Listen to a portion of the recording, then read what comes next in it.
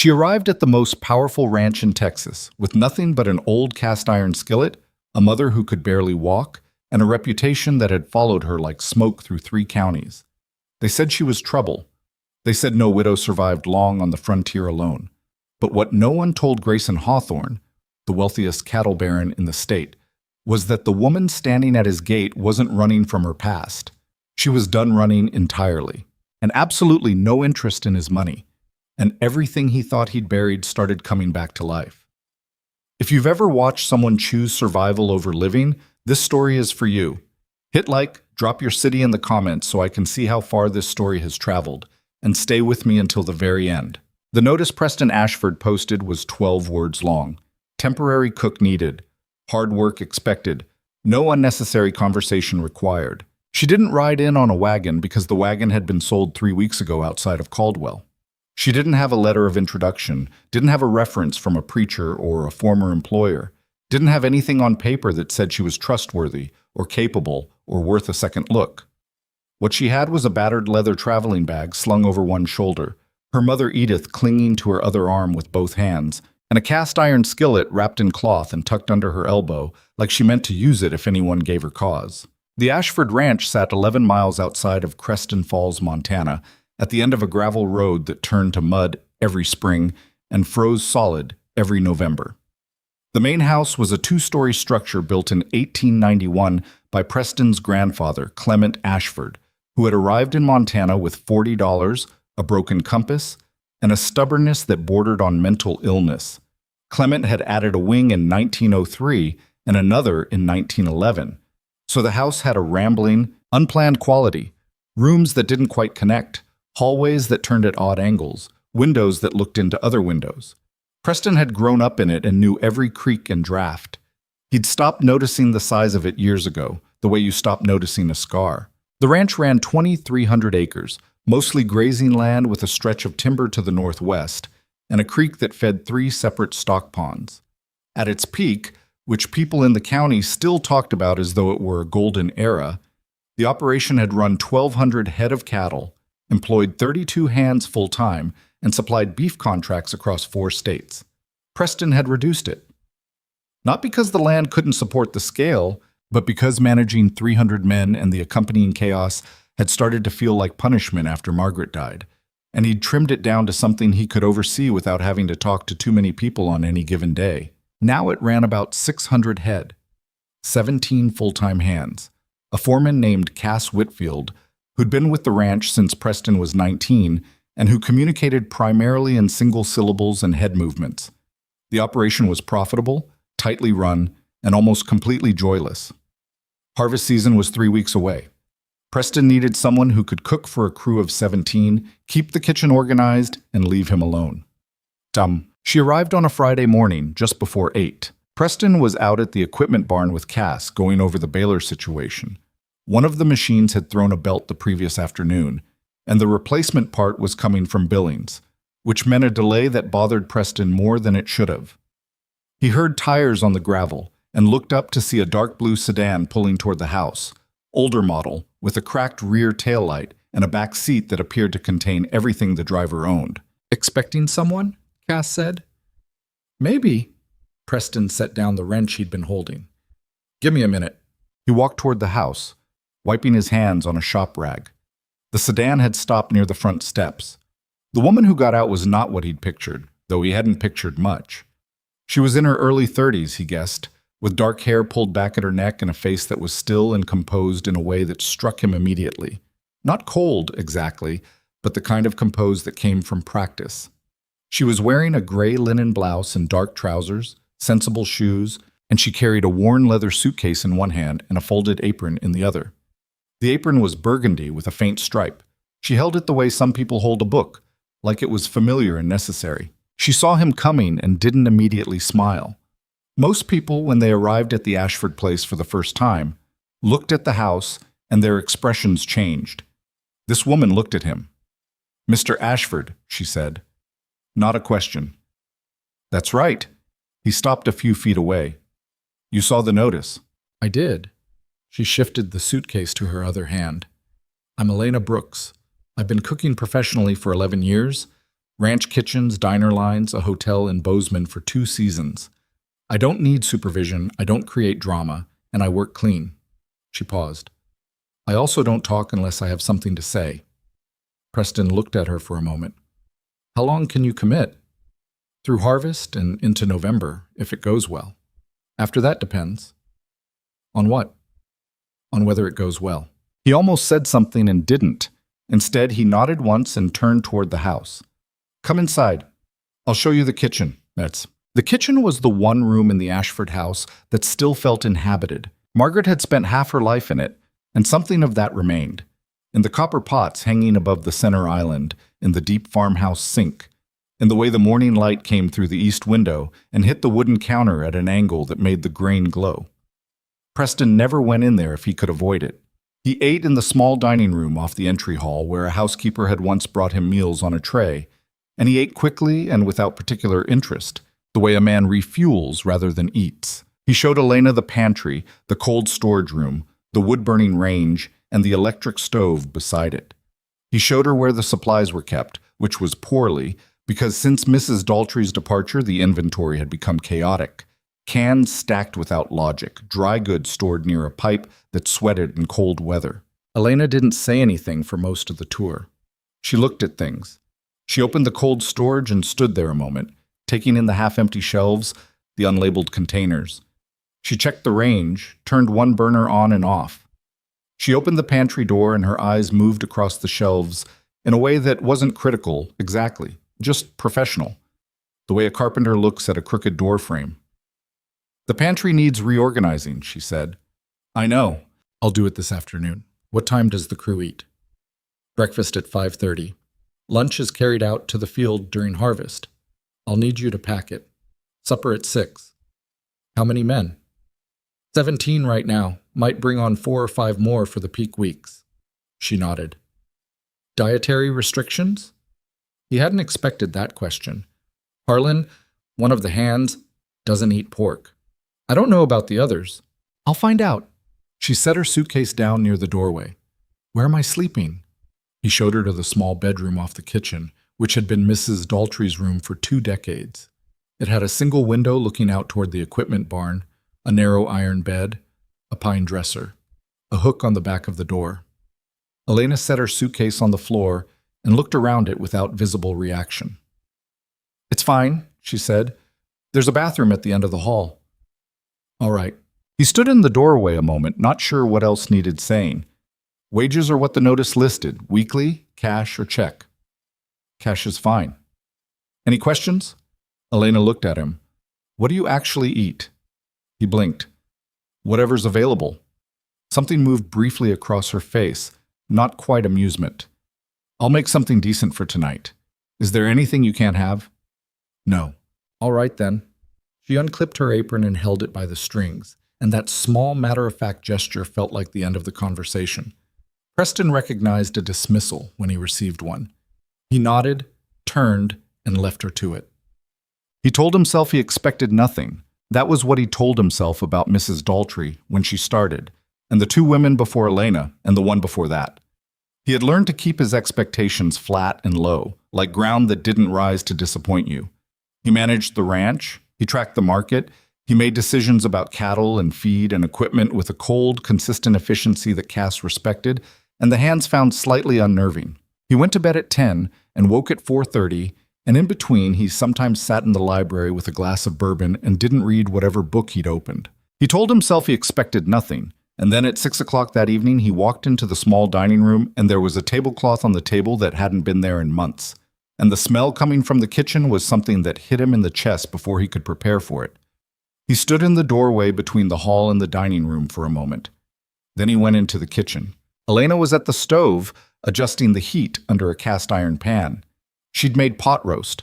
He could see the covered Dutch oven on the back burner, and roasted potatoes, and something with green beans that had been cooking long enough to smell like something his mother had made. There was fresh bread on the counter, already cut. A pitcher of water with sliced cucumber in it, which seemed unnecessary and which he found himself looking at. You didn't have to make bread, he said. I know. She didn't turn around. There was time. Supplies were low. I made a list of what's needed. It's on the counter there. He found the list, written in clean, compact handwriting on a piece of paper she'd taken from a notepad near the telephone.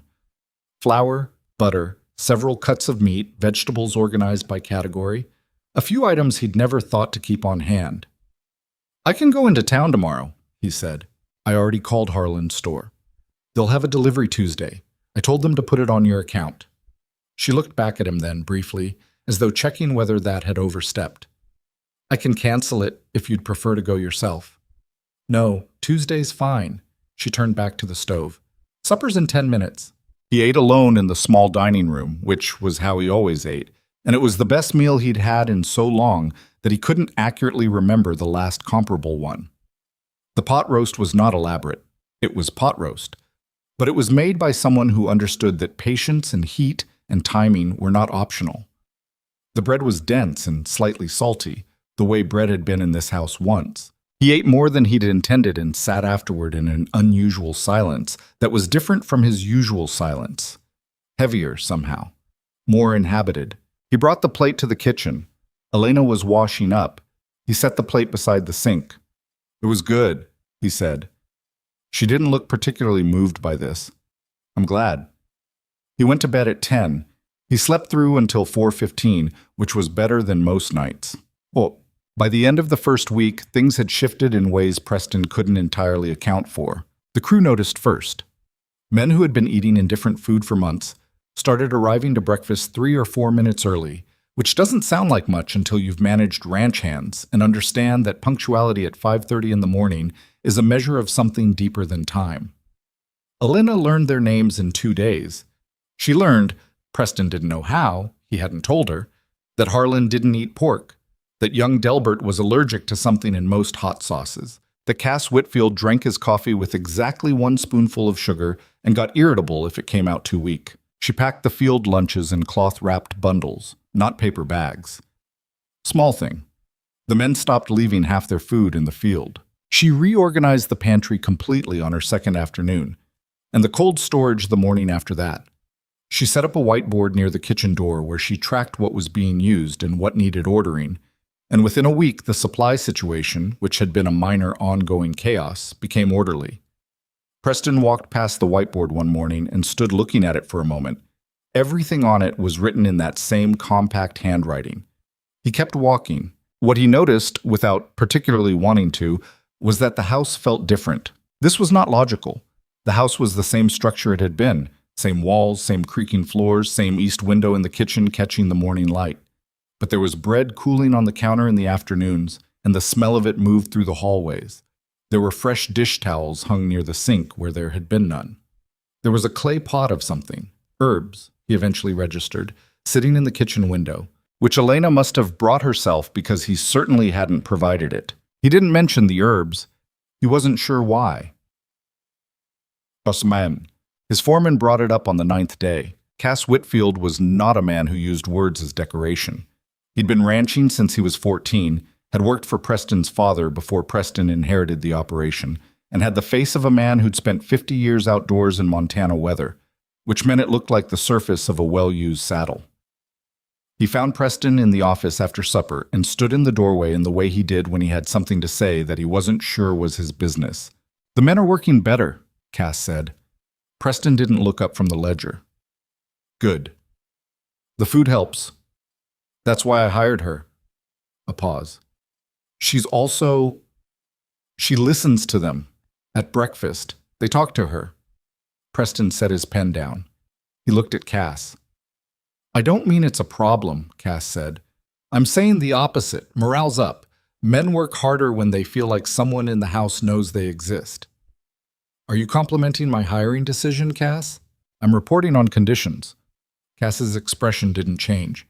"You're the one who can call it whatever you want." He nodded once and left. Preston sat with that for a while. Then he picked up his pen and went back to the ledger. On the 12th day, Elena made a mistake. She overestimated how quickly the morning crew would eat and ran low on coffee by the time the second shift came through the kitchen. It was a small logistical error. She'd made 2 full pots and hadn't accounted for the fact that the day was colder than expected and the men were drinking it faster than usual. By the time the last 4 hands came in, there wasn't quite enough. She told them directly without apology. "I'm short on coffee. Give me 8 minutes." 2 of them sat down and waited without a word. One of them, an older hand named Graves, who had a low opinion of most things and expressed it freely, looked at the empty pot and then at Elena with an expression that wasn't entirely reasonable. "Every morning," he said, not loudly, to no one in particular, "you'd think it wasn't that complicated." Elena looked at him. She was already filling the percolator.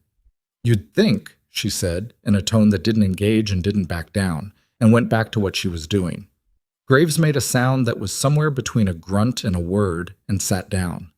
The fourth hand, a younger man named Reyes, shot Graves a look that said something clearly without using language.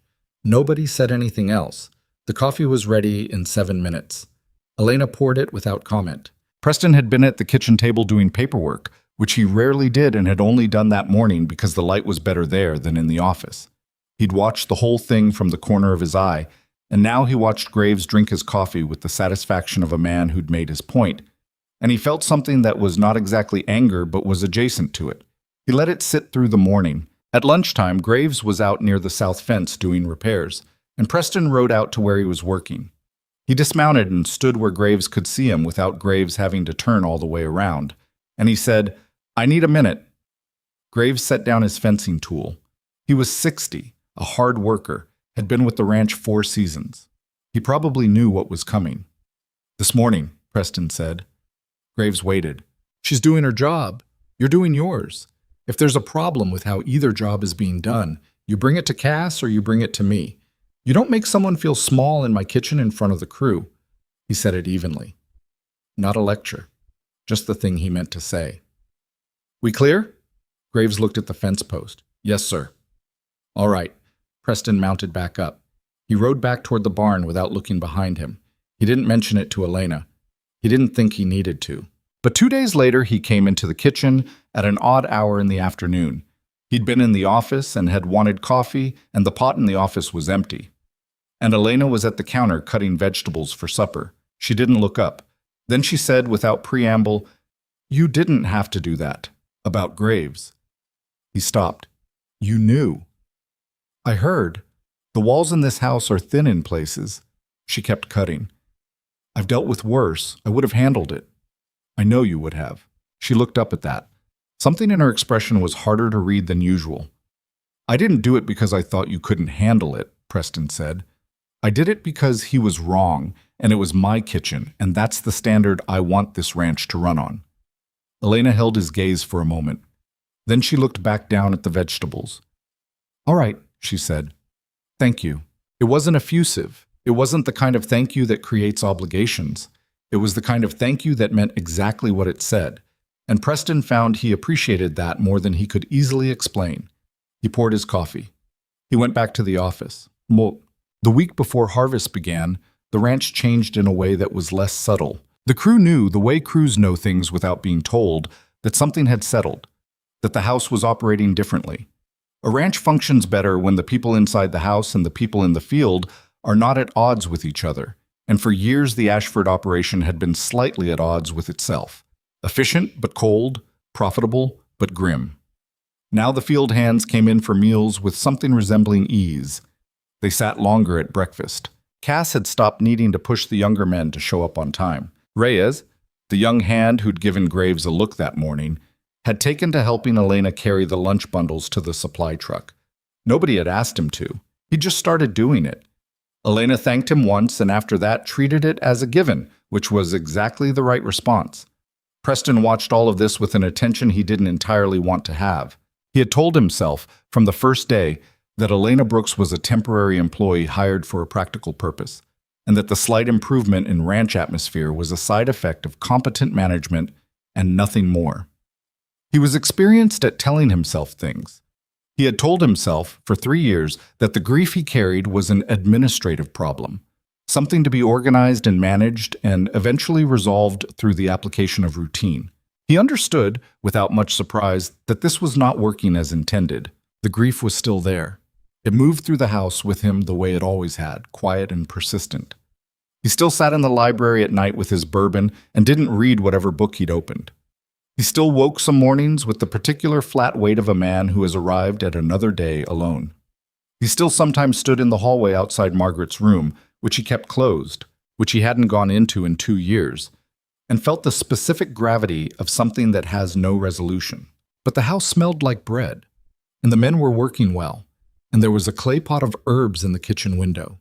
And once, just once, he had come downstairs at 6 in the morning to find Elena at the kitchen table with a cup of tea and a piece of paper she was writing something on, and she'd looked up and said good morning in that direct, unceremonious way she had, and he had said good morning back, and the silence that followed was not the silence he was used to. He didn't know what to do with that. He was fairly sure that was the point. Harvest was 9 days away when the weather report started showing something troubling out of the northwest. A front building faster than expected, temperatures dropping, wind speeds that could complicate everything.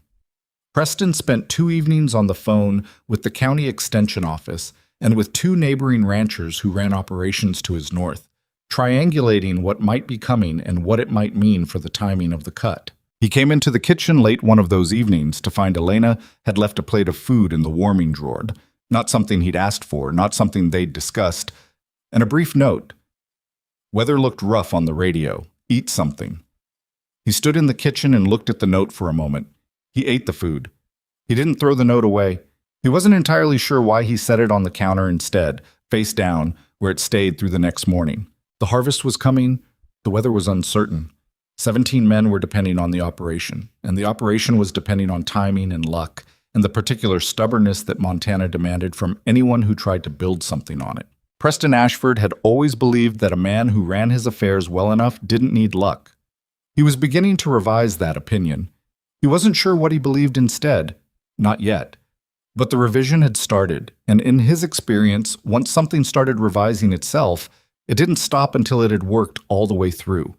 He went to bed that night, and he slept, and for the first time in longer than he could name, the house didn't feel like it was holding its breath. The morning harvest began. Preston was up at 3:45, not because his alarm went off, he'd set it for 4, but because the house was already awake before him. He lay in the dark for a moment, listening, and what he heard was not silence. There was movement in the kitchen below, the low, controlled clatter of someone who knew how to work in the early hours without waking people, which meant they'd learned it somewhere that required it. Water running. The specific sound of the cast iron range being loaded with wood. Then, faintly, the smell of coffee beginning its way up through the floorboards. He dressed and came downstairs at 4:15 to find Elena had already set the long table in the crew dining room, a room off the back of the house that had been added in the 1940s and smelled permanently of old wood and coffee grounds and the particular history of 100 harvest seasons. The table seated 20. She had it set for 17, coffee already poured into the 2 large carafes at each end, plates warming in the oven, a cast iron skillet on the range holding sausage that had been timed to finish when the men arrived. He stood in the doorway. She was at the counter, slicing bread, and she didn't look up. "You're early," he said. "So are you." She kept cutting. "Coffee's ready." He poured a cup and stood at the window that looked out toward the equipment barn. The sky was still fully dark, just the faintest gray at the eastern edge, and he could see lights on in the barn. Cass was already out there, running through the final equipment check. In 6 hours, the first section of the north field would be cut. In 10 days, if weather and machinery held, they'd be finished. "You didn't need to set the whole table," he said. Elena glanced back at the dining room, then at him. "Someone needs to." He didn't argue with that. The men started coming in at 5:10, which was 20 minutes early, and Preston noted this the way he noted everything about the operation. Quietly, without making much of it. Reyes came first, then 2 of the younger hands, then Graves, who came in without ceremony and sat at the far end of the table and helped himself to coffee without looking at anyone. The sausage came off the range, eggs were scrambled in the same skillet, which Elena did in 2 large batches, not fussing over them, just making them right. There were biscuits that she'd apparently made the night before and rewarmed, which nobody expected and everyone noticed. Harlan, who was 63 and had been ranching since before some of the younger hands were born, held up a biscuit and looked at it with an expression of genuine consideration. "Where'd you learn to make these?" he asked Elena. "My mother. She was already moving back to the range. She made them every morning her whole life. "She teach you right," Harlan said, and bit into it. And that was the end of the conversation. But Reyes caught the eye of the man next to him, and something passed between them that wasn't quite a smile, but was in that territory. Preston drank his coffee and listened to 17 men eat breakfast the way men eat when they're getting ready to work hard, with purpose, without wasting time, but not rushed either. It had a rhythm to it. He hadn't heard this particular rhythm in this house in years. The first week of harvest was brutal in the way that Montana harvests are always brutal. The work is physical and unrelenting, and the margin for error is narrow, because the weather doesn't care about your schedule and the machinery doesn't care about your budget, and the only thing that keeps it from becoming a disaster is competent people doing their jobs without being managed every hour. Preston's crew was competent.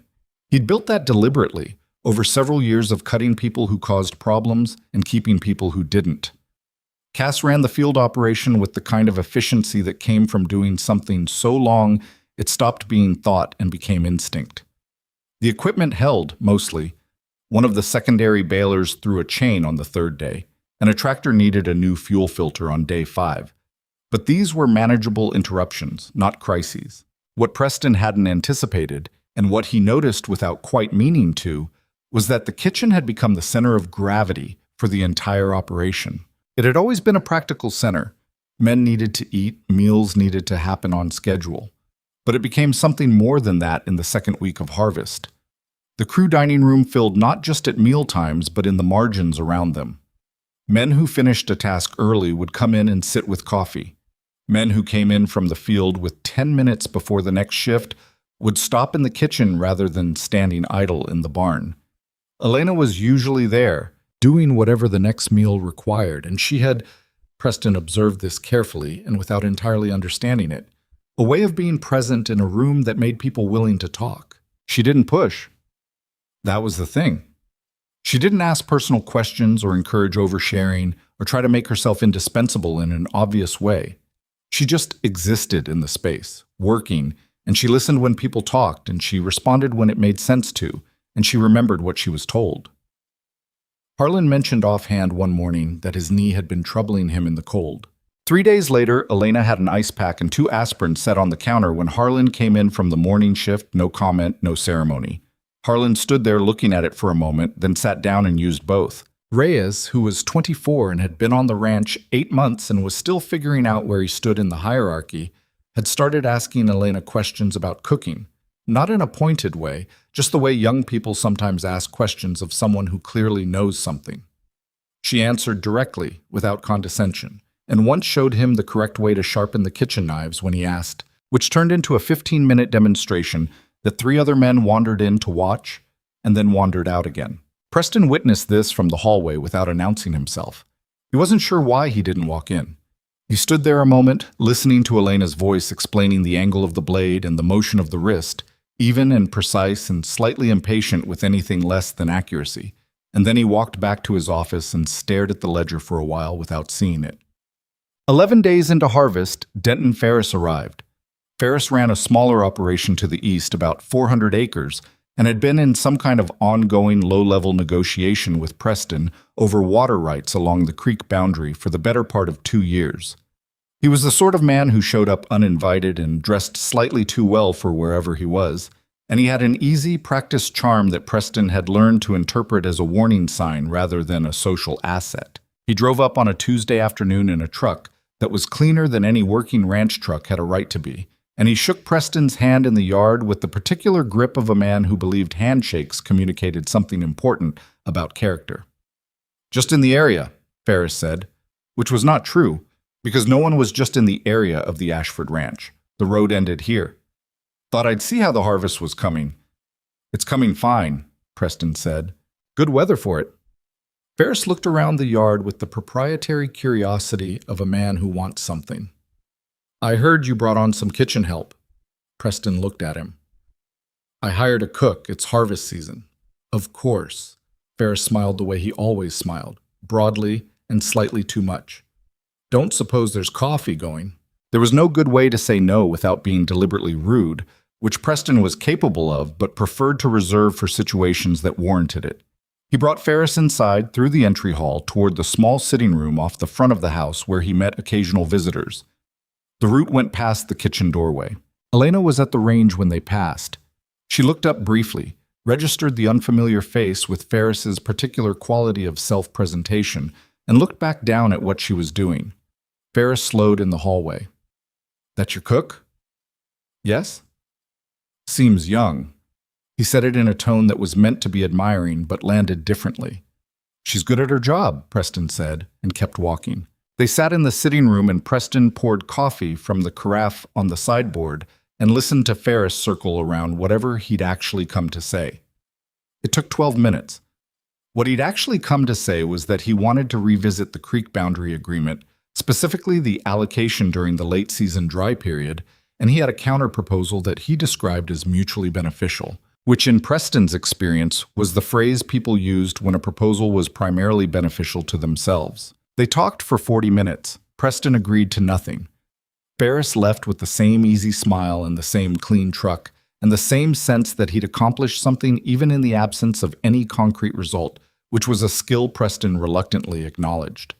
He stood in the yard watching the truck go, and Cass came up beside him, and they stood there in the particular silence of two men watching someone they don't entirely trust drive away. "What do you want?" Cass said. "The creek allocation." Again, Cass made a sound that conveyed his opinion of this. "You give him anything?"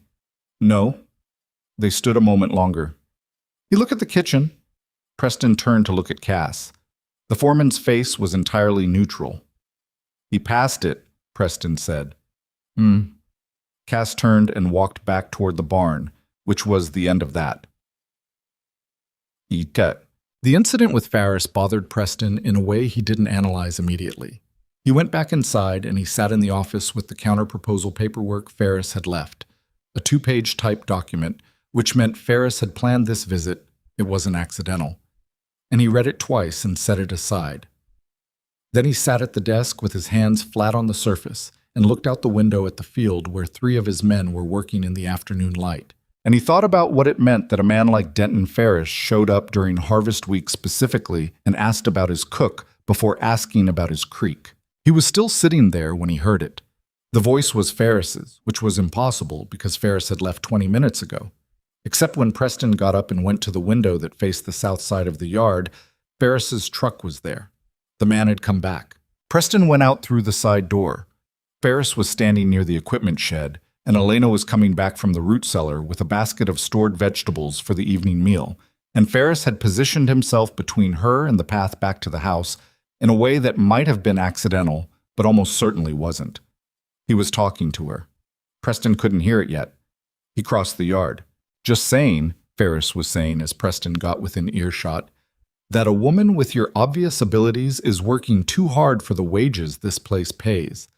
I've got a situation at my house that would be a step up in—" "No, thank you," Elena said. Her voice was level. She hadn't moved toward him or away from him. "I haven't even told you what I'm offering." "You don't need to." She looked at him with the same directness she turned on everyone, and it didn't waver. "I'm not interested." "That seems like a quick decision on incomplete information." Ferris smiled. "Give me 5 minutes to She said no, Preston said. Ferris turned. His expression recalibrated in the fraction of a second between surprise and recovery. Preston caught the fraction. "Preston, I forgot my—" "Whatever you forgot, I'll have Cass find it and bring it to you." Preston stopped a few feet away. "You can wait by your truck." The smile flickered. Ferris looked between Preston and Elena, and whatever calculation he was making, he came to the right answer. "Of course," he said pleasantly. "Good meeting you," he said to Elena, as though the previous 30 seconds hadn't happened, and he walked back toward his truck. Preston stood where he was until Ferris was out of earshot. Then he looked at Elena. "You all right?" She adjusted the basket on her arm. "I've been hit on by men who are better at it than that." She said it flatly, not with bitterness, just the tired accuracy of a woman who had managed this particular category of inconvenience for most of her adult life. "But thank you. I'll make sure he doesn't come on the property again during harvest." "You don't need to do that on my account." "I'm doing it on mine," Preston said. "He's been a pest about the creek easement for 2 years. This gives me a better reason to stop being polite about it. Something in Elena's expression shifted slightly. Not quite a smile, but an acknowledgement of something. She looked at him for a moment. You use that line a lot, she said. The one about doing things for your own reasons. He blinked. What line? When you do something that's actually for someone else, you find a practical reason to attach to it. She said it without accusation, just observation, the way she noted when the pantry needed restocking. It's not a criticism, it's just a thing you do. Preston stood with that for a moment. He wasn't sure if he was annoyed or something else entirely. I'll tell Cass to keep the gate, he said. She nodded once and walked back toward the house. He watched her go, and then he looked at Ferris's truck, where Ferris was sitting behind the wheel checking his watch. And Preston walked over and made very clear, in 3 sentences, that future visits required a telephone call first and a legitimate reason second, and that neither condition would be easy to meet. Ferris drove off without the easy smile this time. Cass had watched the whole exchange from the barn doorway. When Preston walked past him, Cass said nothing. He didn't need to. The look on his face said something like, about time, which Preston ignored because Cass was not entirely wrong. That evening, after supper, the crew stayed longer than usual. There was no occasion for it. It wasn't a celebration or a scheduled thing. It was just that Harlan produced a deck of cards from somewhere, and a game started at the far end of the table. And 2 of the younger hands who didn't play sat nearby talking, and the coffee carafes got refilled twice. Elena had finished cleaning up and was moving through the room quietly, collecting the last few things. And at some point she sat down at the corner of the table with her own cup of coffee because there was nowhere else to put it, and the room simply absorbed her into itself. Preston stood in the doorway, out of the light, and watched 17 men exist in his house the way people exist in a place that feels like home, with ease, without performance, without the specific tension of people who are enduring something rather than experiencing it. He didn't join them. That was a line he still held, between the operation and himself, between the employer and the employed, between the man who owned this place and the people who worked it. He told himself that line was important. He told himself that for 3 years. What he knew, standing in the doorway, was that the line had gotten harder to see. He went to bed. He lay in the dark and listened to the faint sounds of the card game below. A laugh, somebody slapping the table, a word or two he couldn't make out. The house around him was warm with bodies and coffee, and the residual heat from the range, and the sound of people inside it was so different from the sound of people merely working in it that he lay there a long time, not sleeping, trying to name the difference. He couldn't name it exactly, but it felt, in the way that things feel before you have language for them, like something returning. Day 14 of harvest brought a problem that wasn't machinery or weather. One of the younger hands, a 20-year-old named Colton, who had been on the ranch 6 weeks and was still proving himself, made the mistake of trying to shortcut a baling procedure that Cass had specifically instructed him not to shortcut. The result was a jam machine that took 3 hours to fix and cost them part of an afternoon's run. Cass handled the immediate situation without raising his voice, which was somehow worse than if he had, and Colton spent the rest of the day working with the particular focused silence of a young man who understood he had genuinely messed up and was trying to work it off. At supper he sat apart from the others.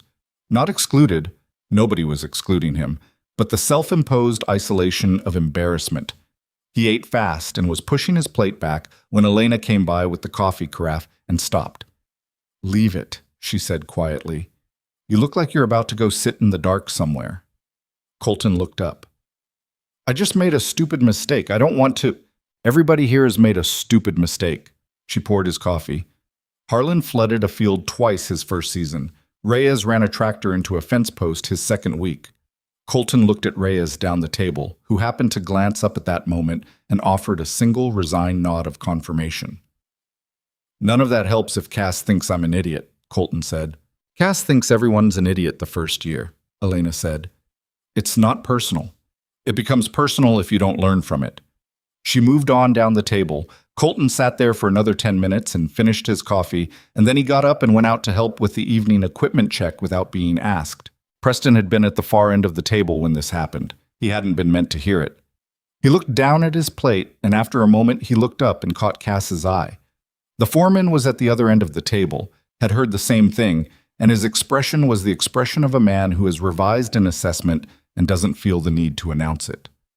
The nights got colder in the third week.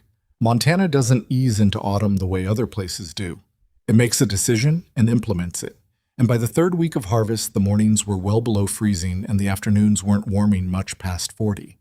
The men worked in layers and came in for meals with red faces and cold hands that wrapped around coffee cups the way people hold things they're grateful for. Elena had adjusted. She'd started making hot soup available at the lunch break, in addition to the packed bundles. A large pot kept warm in the truck cab, cups available to whoever wanted them. This was something nobody had asked her to do, and nobody had told her was an option. She'd just started doing it. The men who had been most skeptical of her in the first week, the ones who'd taken the longest to adjust to a new presence in the kitchen, were now the ones who came to the soup first. Graves, who had not acknowledged Preston's conversation at the fence line, had not apologized to Elena, and had not caused another visible problem which Preston accepted as the resolution available in such situations, came back from a cold afternoon shift and stood at the soup pot for a moment before filling a cup. Elena was nearby. He didn't look at her. "What's in it?" he asked. "Potato and leek, some smoked bacon." Graves filled his cup. He started to walk away, then he stopped. He didn't turn around. "It's good work," he said. The words came out with some difficulty, the way words do when a man isn't used to saying them. "The cooking, it's good work." Elena looked at his back. "Thank you, Graves." He walked away. She went back to the range. That was the end of it.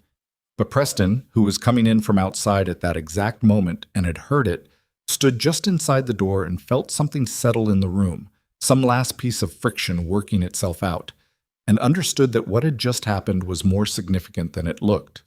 He said nothing. He went to wash his hands for supper. Harvest finished on a Thursday. The last field was cut the afternoon before, but the final baling ran late, and the trucks weren't loaded until Thursday midday. And it was 3 o'clock on a gray afternoon when Cass came to the office door and said, "That's it. Last load's in." Preston leaned back in his chair.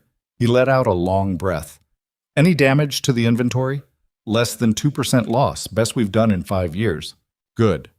He stood up and felt the particular exhaustion of 2 weeks of sustained effort settle into his back and shoulders, the kind of exhaustion that waits until it's safe to arrive.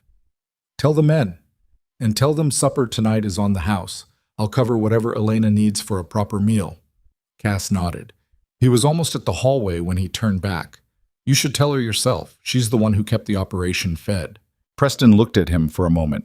Cass turned and walked out with the expression of a man who has said everything he intended to say. Preston went to the kitchen. Elena was already at the range.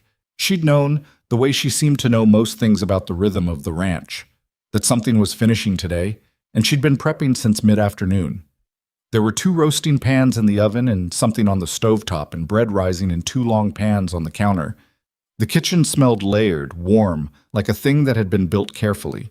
She looked up when he came in. "Harvest is done," he said. She held his gaze. Something moved through her expression. Not relief exactly, but the acknowledgement of something completed. "Good." Cass says less than 2% loss, best in 5 years.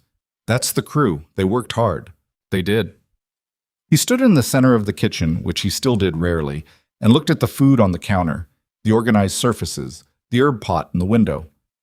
"I want to make supper tonight something more than usual. Whatever you need, I'll make sure you have it." "I already started," she said. "I know." He paused.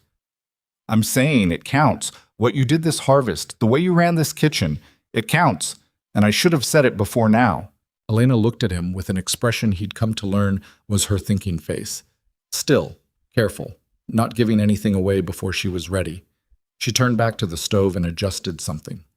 "It's a good kitchen," she said finally. It was already a good kitchen. It just needed someone in it. He stood there a moment more. There was something he might have said. He didn't say it. "I'll leave you to it," he said instead, and went back to the hallway. He paused just outside the kitchen door and stood there for a moment, not moving. The smell of the cooking moved around him, and somewhere outside he could hear the crew coming in from the yard. Voices, boots on the gravel, the tail end of someone's laugh. And the house held all of it, the way a house does when it's doing what it was built for. Preston Ashford stood in his own hallway and couldn't think of a good reason to walk away from it. So he went back to the kitchen doorway, and he stood there, and he didn't say anything. And Elena didn't tell him to leave, and after a while the silence between them became the kind that didn't need filling, and supper came together around them, and outside the crew was coming home. The celebration supper ran longer than any meal had in the Ashford house in years. Elena had made roasted beef with pan drippings, 2 kinds of vegetables, the bread she'd been rising all afternoon, and a dried apple cake that nobody expected and that disappeared before the table had been seated 20 minutes. 17 men ate with the specific satisfaction of people who have finished something hard and are now permitted to feel it. The conversation ran loud and overlapping. Stories from the field, complaints about the baler that was already half affectionate now that the crisis was over. A long argument between Harlan and one of the younger hands about the best way to handle a stuck gate that had absolutely nothing to do with anything and lasted 45 minutes. Preston sat at the head of the table, which he hadn't done since the first week Elena arrived. He didn't say much. He didn't need to. He ate the food and drank his coffee and listened to his crew the way a man listens to something he'd forgotten he was allowed to enjoy. And once, when the argument about the gate reached some kind of peak, and half the table was talking at once, and Harlan slapped the wood with one flat palm to make his point, Preston looked down the table and found Elena at the far end, watching the same scene, and their eyes met for a second before she looked away. She was almost smiling, not quite, but almost. He looked back at his plate.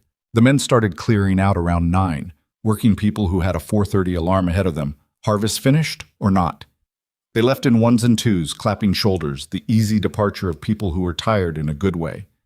Reyes helped stack the plates without being asked. Colton carried the coffee carafes to the kitchen counter. Even Graves, on his way out, paused to push in the chairs on his side of the table, which was so small a gesture that nobody else probably noticed it. But Preston did. When the last of them were gone, the dining room was quiet in the particular way of a room that had recently been full. Preston stood and began carrying things to the kitchen. Elena was already at the sink.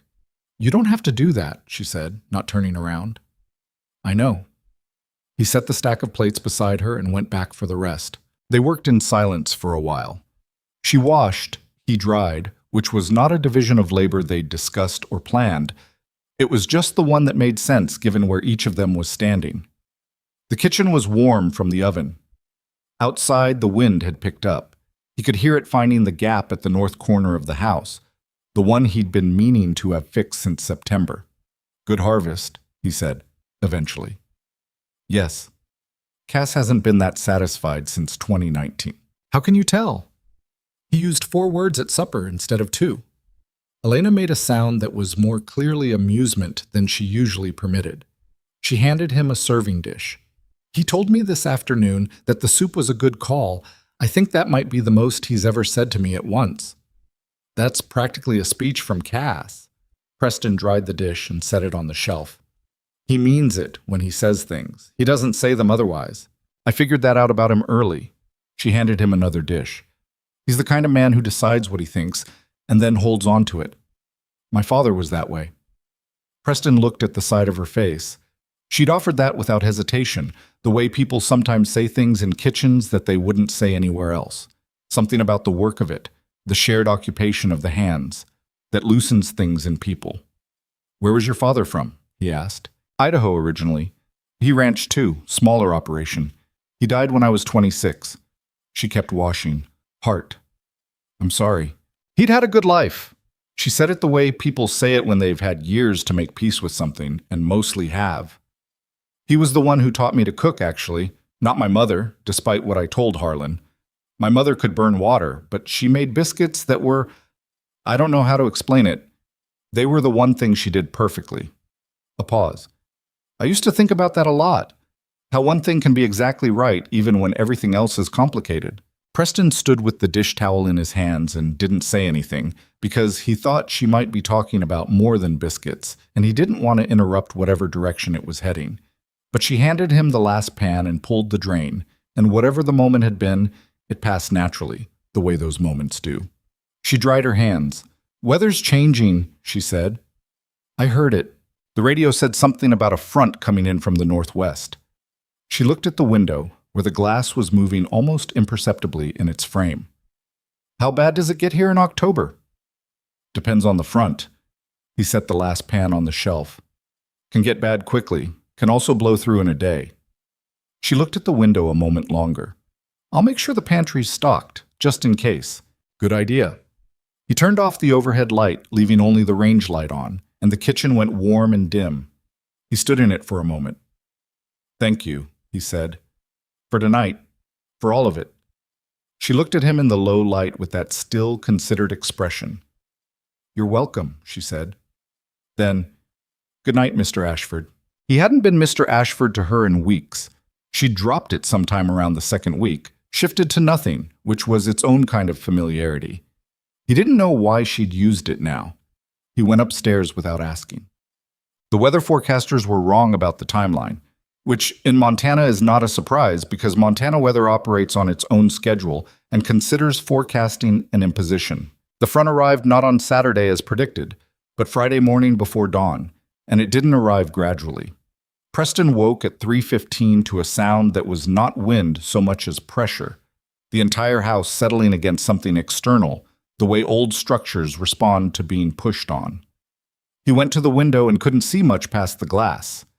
The snow was already horizontal, driven by a wind that was coming straight out of the northwest at what he estimated, from the sound of it, was somewhere between 40 and 50 miles an hour. He dressed fast.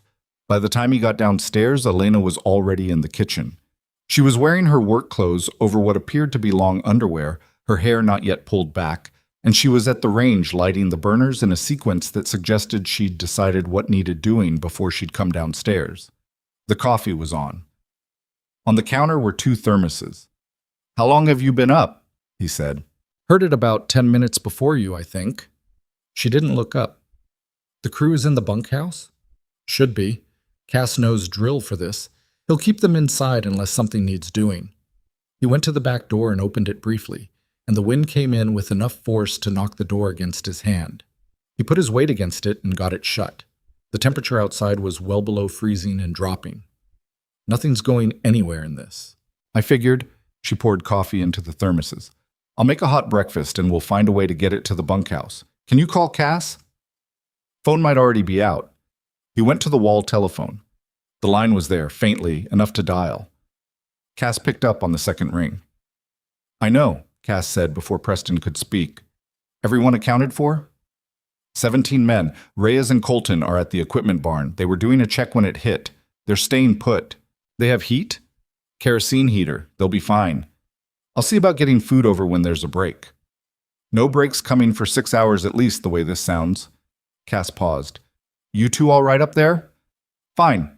Kitchen's warm. Another pause, just half a second longer than necessary. All right, Cass said. We'll manage here. He hung up.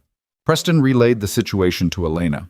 She adjusted without comment, moved the breakfast plan from something that would go to the bunkhouse to something that would wait, and redirected her attention to making sure the main house was prepared for a long day indoors. She checked the firewood stored in the mudroom. There was enough for 36 hours if they were careful. She moved additional candles to the counter in case the power failed.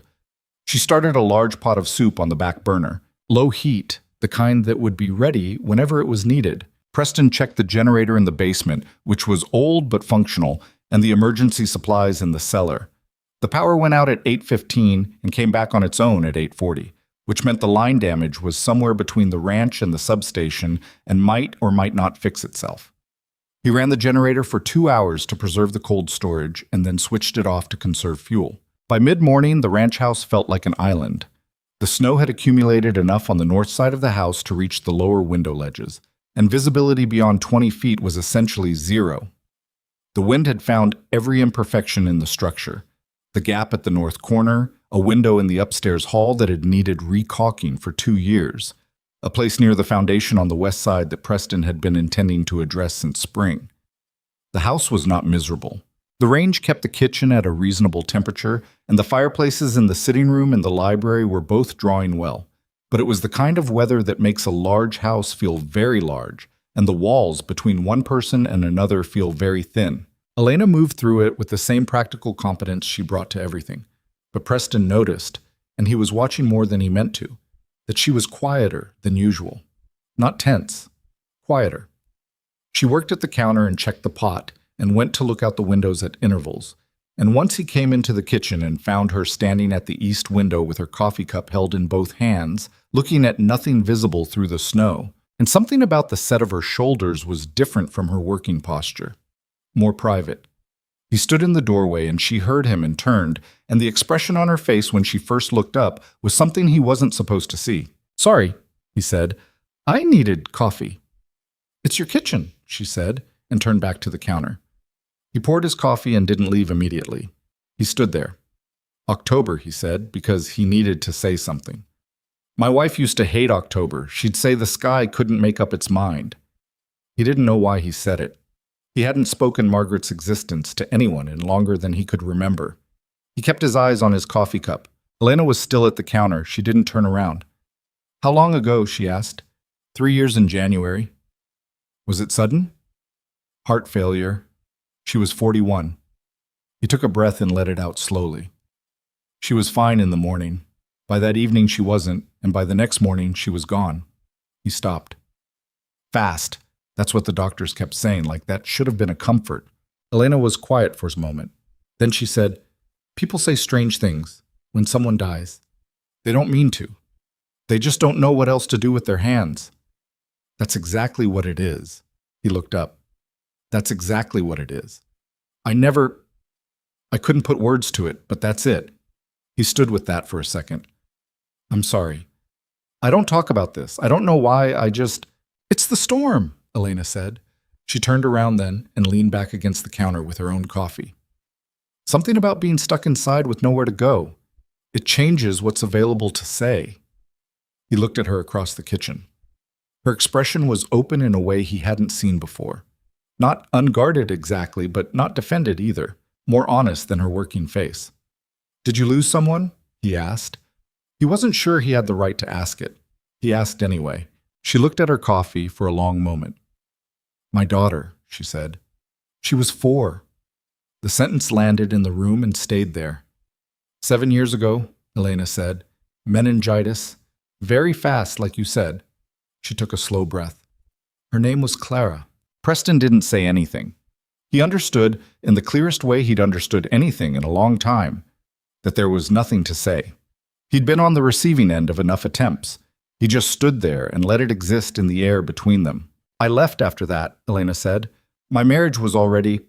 It didn't survive it. Most don't, I'm told. I started moving from one kitchen to the next, ranch work, hotel work, wherever someone needed someone who'd show up and not need much." She looked up at him. "That's the honest version of my resume." "The 12 words you answered," he said. Something moved through her face.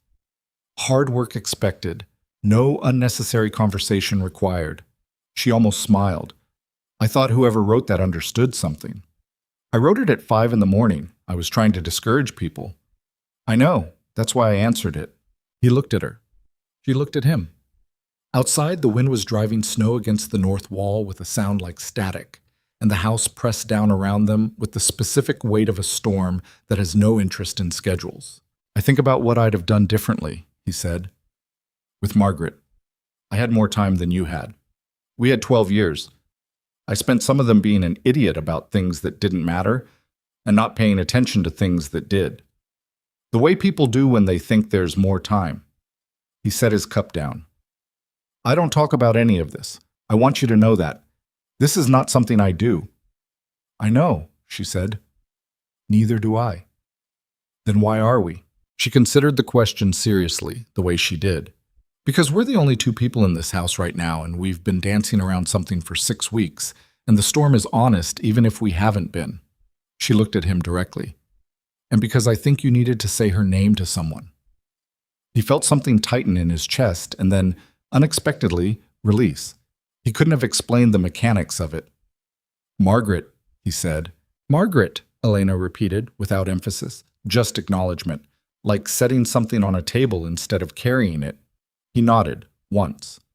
Then he said, "Clara." She looked at her coffee for a moment. Then she nodded too. They stood in the kitchen in the middle of a Montana blizzard, 2 people who had each spent years becoming very good at not being known, and the silence between them was not the silence of avoidance.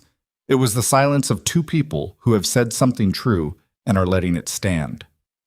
The power went out again at noon, and this time didn't come back on its own. Preston ran the generator for the afternoon in 2-hour intervals, and Elena adjusted the cooking to the range entirely, which she did without drama. She made the soup available for lunch, simple and hot, and they ate at the kitchen table because the dining room was too far from the heat source. Preston couldn't remember the last time he'd eaten at the kitchen table. Margaret had eaten there. He used to bring his coffee there on Sunday mornings and read. He'd stopped. He sat there now and ate his soup, and it didn't hurt the way he expected it to.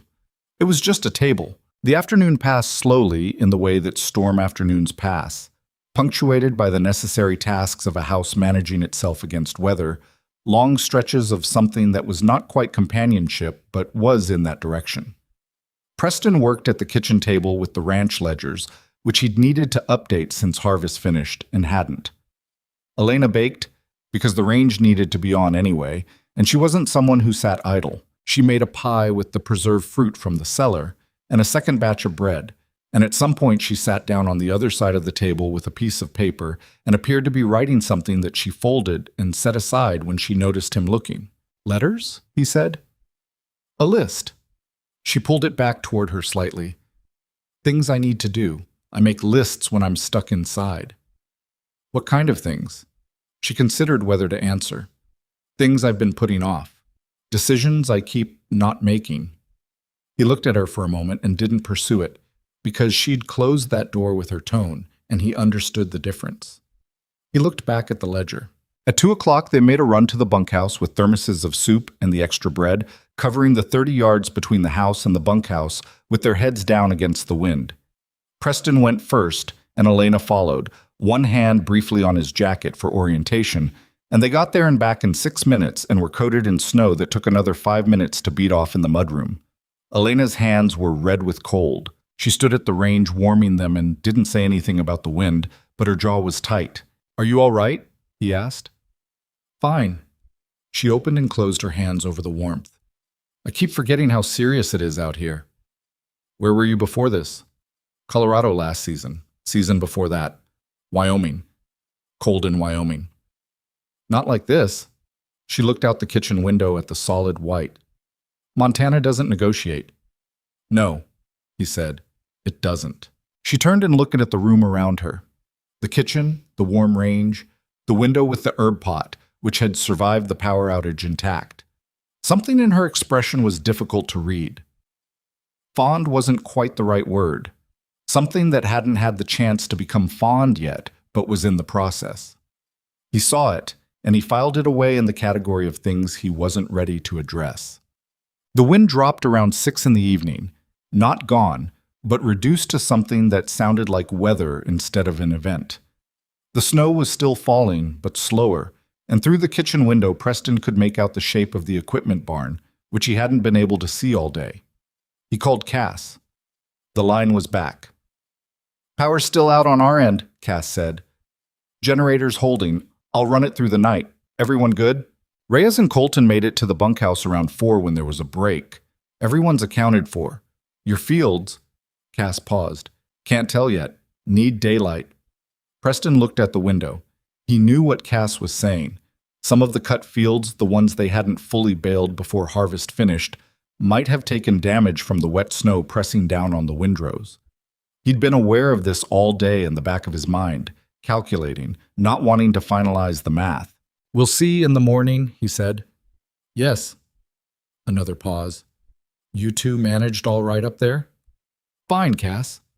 The foreman made a sound that was as close to a smirk as he got, and hung up. Supper that night was quieter than breakfast had been. Elena served the pie as dessert, and they both ate it at the kitchen table, which had become the default space without discussion. The generator was humming below them, and the candles Elena had set on the counter were doing useful work, and the kitchen held the warm, layered smell of a day's worth of cooking. Preston cleared the plates, and she poured what remained of the coffee, and they sat for a while without talking, and it was the most honest kind of silence, the kind that exists between people who have said something real to each other and don't feel the need to walk it back. "I want to ask you something," Elena said. He waited. When this is over, the storm, the season, what are you going to do? He looked at her. What do you mean? I mean, she wrapped her hands around her cup. You have a good ranch, good people. The harvest was strong, but you run it like you're trying not to care about it, like you're managing an obligation rather than building something. She met his eyes. Is that a question I'm allowed to ask? I don't know, he said. No one's asked it before. That's not an answer. No. He sat with it. The honest version of an answer took longer. When Margaret died, I made things smaller because smaller was easier to manage. Fewer people, less ambition, less everything. I told myself it was practical.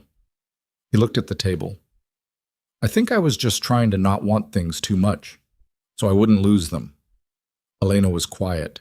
Then, that's not a strategy, that's a way of preemptively grieving your own life. The words were precise, and they landed precisely. He looked up. I know, he said. She held his gaze. So do I, she said. I've been doing the same thing for 7 years. Outside, the wind was still moving, quieter now, and the snow was coming down in the slow, indifferent way it does when the worst is over, but it's not finished. The house around them was making its ordinary sounds. The creak of the walls, the low drum of the generator, the range settling into its overnight temperature. The ordinary sounds of a place that was still standing. Neither of them moved for a long time. The candles burned. The coffee went cold in their cups. Preston thought about Margaret, and he thought about what Elena had called preemptively grieving your own life.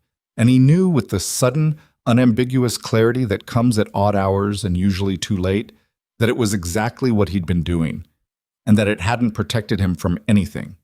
It had only made the 3 years smaller, given them less texture, less light. Elena was looking at her coffee cup.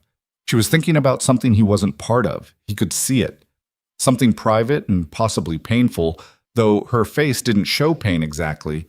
It showed the expression of someone doing the math on a problem they've been avoiding. He didn't interrupt her. When she looked up, she said, Tomorrow's going to need a lot of coffee. He breathed.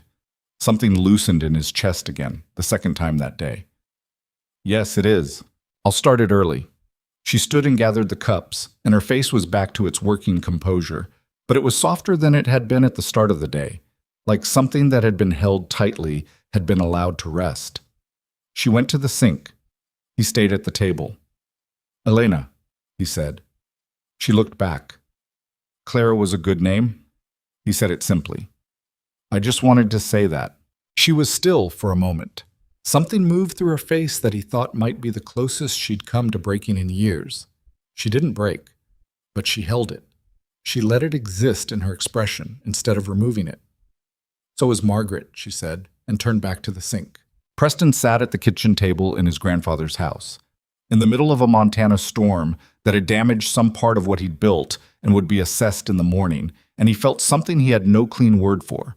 Not happiness exactly, not relief exactly, but something that was nearer to both of those things than anything he'd felt in 3 years.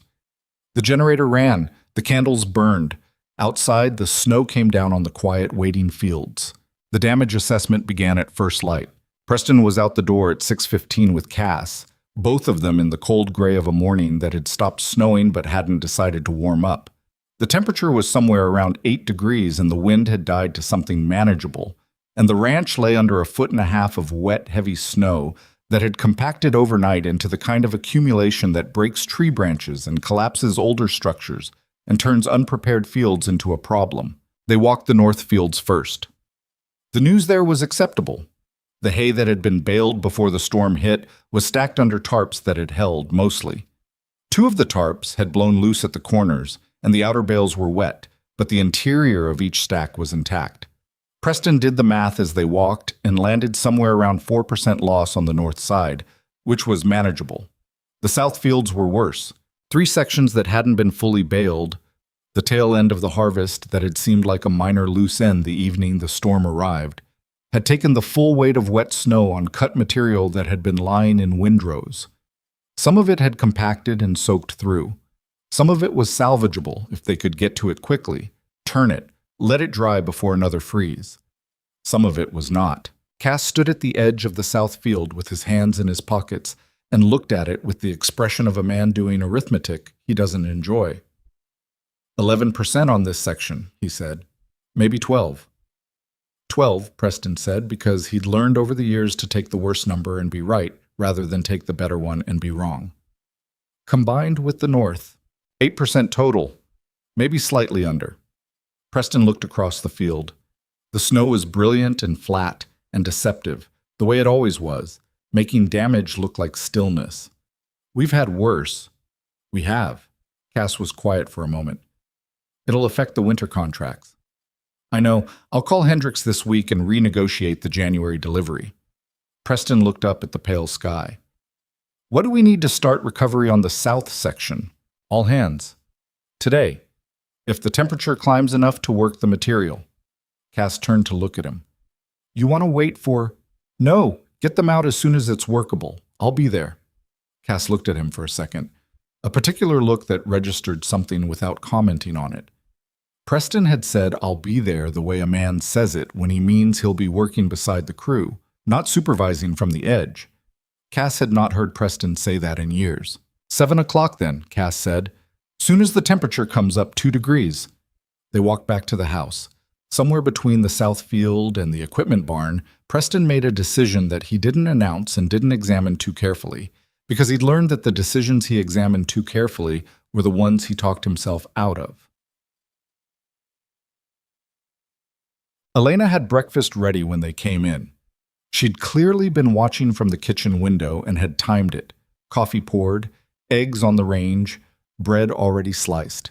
The crew was filing in behind them, stamping snow off their boots in the mudroom. The particular noise of 17 cold men arriving somewhere warm.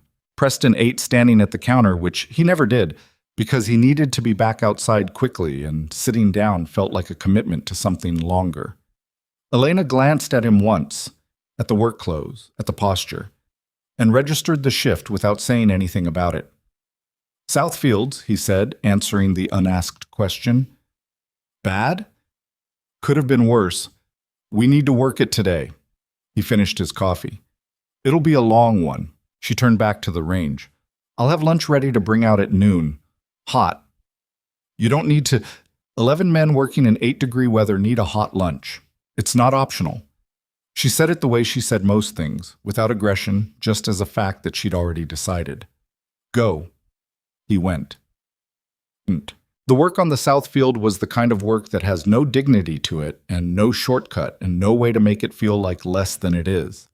They turned the wet windrows by hand where machinery couldn't navigate the snow accumulation, forked material that had matted into something heavy and uncooperative, spread it thin across sections where air could move through it. It was slow and cold and wet, and by 9 in the morning, everyone on the field was soaked from the knees down despite their boots. Preston worked alongside Reyes and Colton on the worst section, the one nearest the creek where the snow had drifted deepest. He had not done physical field work in 2 years, had supervised and directed and managed, but not stood in a field with a fork in his hands, doing the same task as the men he employed. His back told him this within the first hour. He kept working. Reyes noticed. Preston could see it. The sidelong glance, the slight adjustment of pace, the way the young man moved to take the heavier side of a shared task without making it obvious. Preston didn't acknowledge it. He just worked. Colton was quieter than usual, focused in the way of a young man who understood this was an opportunity to redeem his reputation from the Baylor incident 2 weeks ago. He didn't take shortcuts. He didn't slow down. By mid-morning, he had moved to the most difficult section without being directed, and was turning material with a steadiness that made Preston note it privately. Cass moved through the field like a man who had been doing this for 40 years, which he had, at a pace that looked slow and covered ground faster than anyone else. He said very little. When he did speak, the men adjusted without being told twice. At noon exactly, the supply truck appeared at the field's edge. Elena had driven it herself, with Harlan in the passenger seat since the road from the house to the south field was still uncertain, and she'd apparently decided that Harlan's 63 years of Montana winter driving experience was a reasonable insurance policy. She had brought a large pot of beef stew, kept hot in the truck cab since morning. She had thermoses of coffee and hot water for tea for the 2 hands who didn't drink coffee. She had the bread from the morning and a cloth bag with thick slices of hard cheese and dried fruit, which she'd apparently decided constituted a sufficient approximation of dessert under field conditions. The men came off the field in shifts, 2 at a time, and she served them at the truck's tailgate without comment. Preston came in the last group, and when she handed him a bowl, she looked at him with something that was not quite worry and not quite assessment, but was somewhere between them. "How bad?" she asked quietly, so the men nearby wouldn't hear. "We'll recover most of it if the temperature stays manageable." He took the bowl. "Not a disaster." "But not nothing." "No, not nothing." He ate a spoonful of the stew. It was not elaborate. It was stew made from what was available in a kitchen that had been without power for part of the previous 24 hours, but it was hot and dense and exactly what cold, tired people needed. He looked at her. "This is good." "It's stew," she said. "It's not supposed to be anything." "I know. That's why it's good." She looked at him for a second in the flat, bright light of the post-storm morning, both of them squinting slightly against the snow glare, and something passed between them that wasn't a conversation, but was what conversations are made of. Then Harlan said something from the truck cab and she turned to answer him, and Preston finished his stew and went back to the field.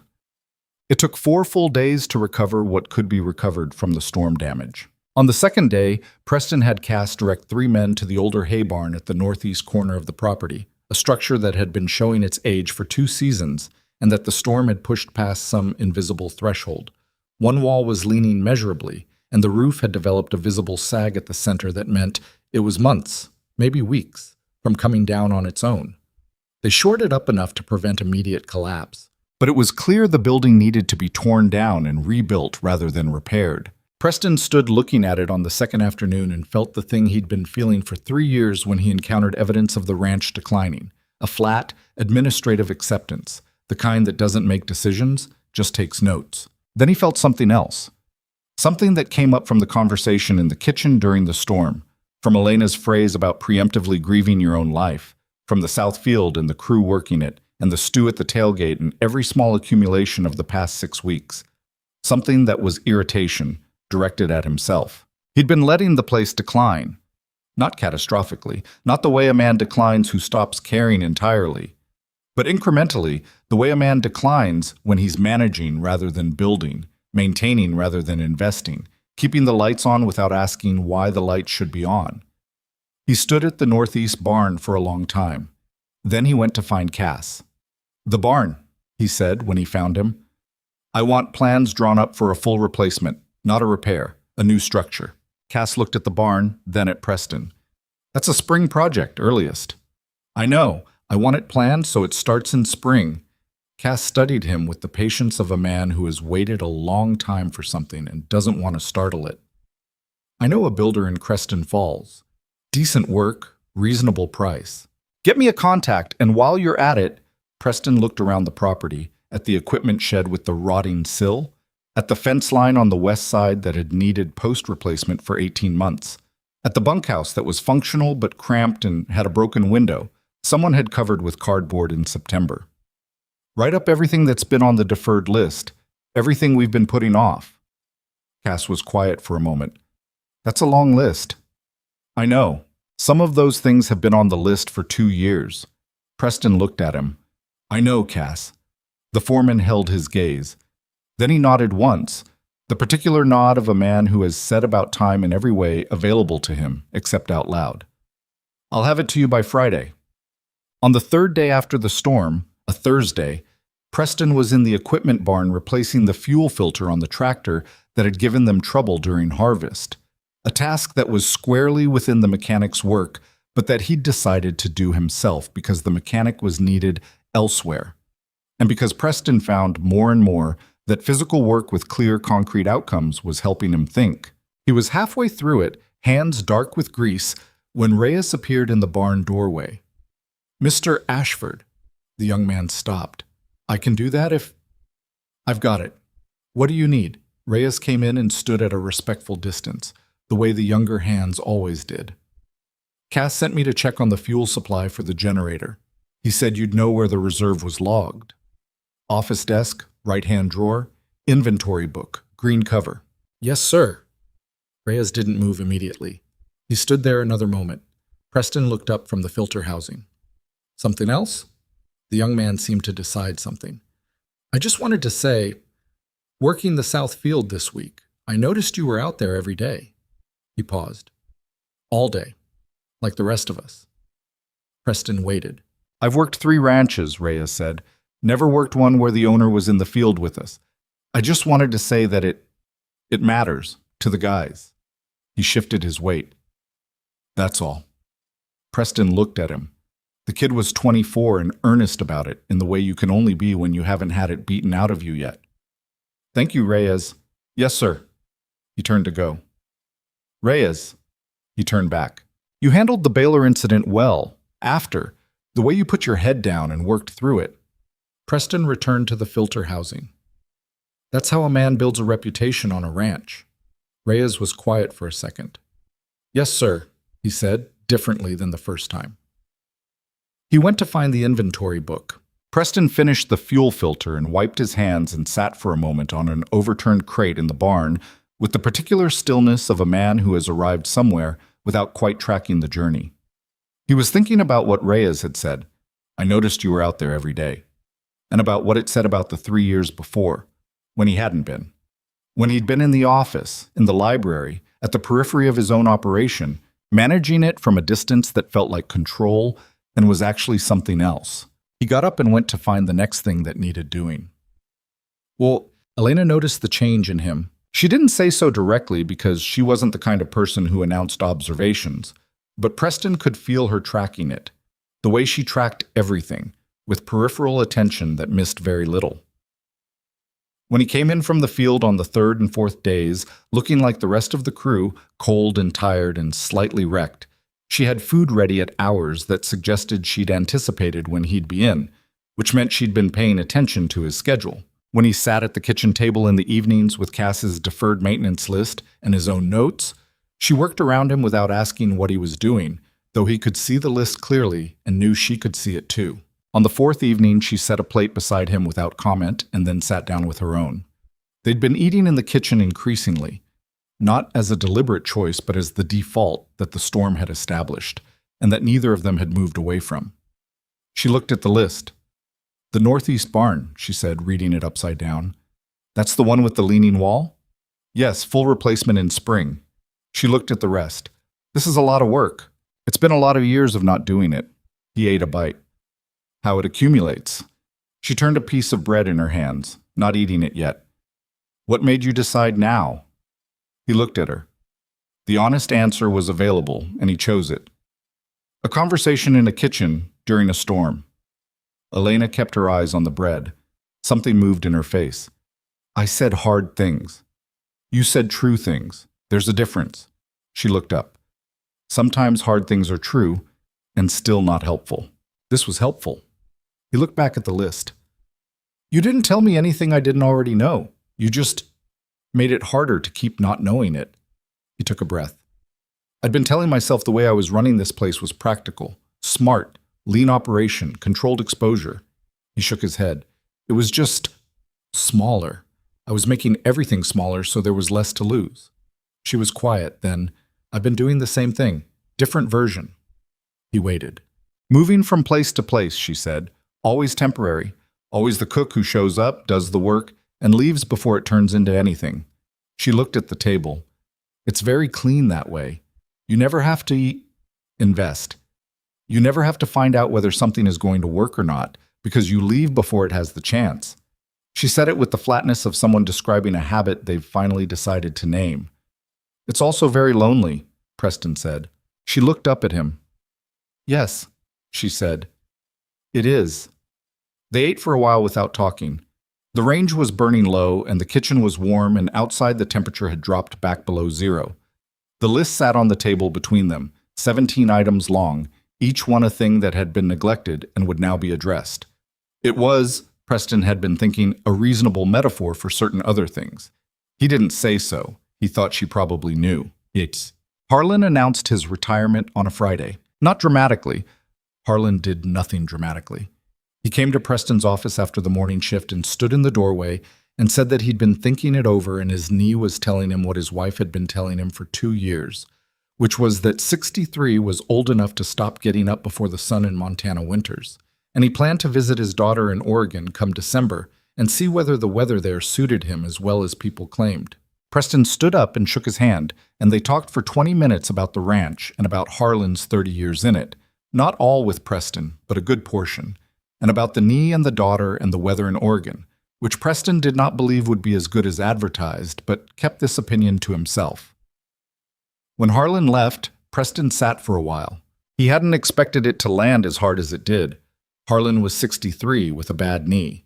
His leaving made complete sense, but Harlan was also one of the last people on the ranch who had known it before Margaret, before the contraction, before Preston had made everything smaller. Harlan had worked harvest seasons with Margaret in this kitchen. He'd known the ranch in its louder, larger version and had stayed through the quiet years without complaint.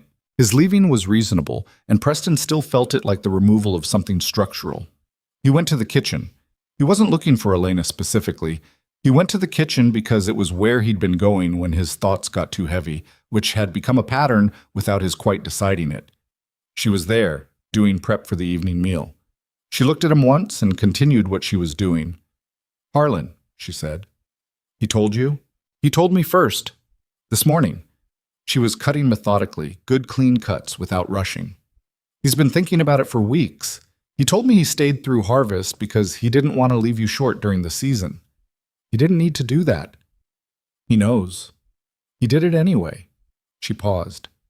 "He also said, and this is me repeating what Harlan said, not me editorializing, that this is the best the ranch has felt in 3 years, and he was glad he stayed to see it." Preston stood with that. "He say why he thought that?" Elena glanced at him sideways.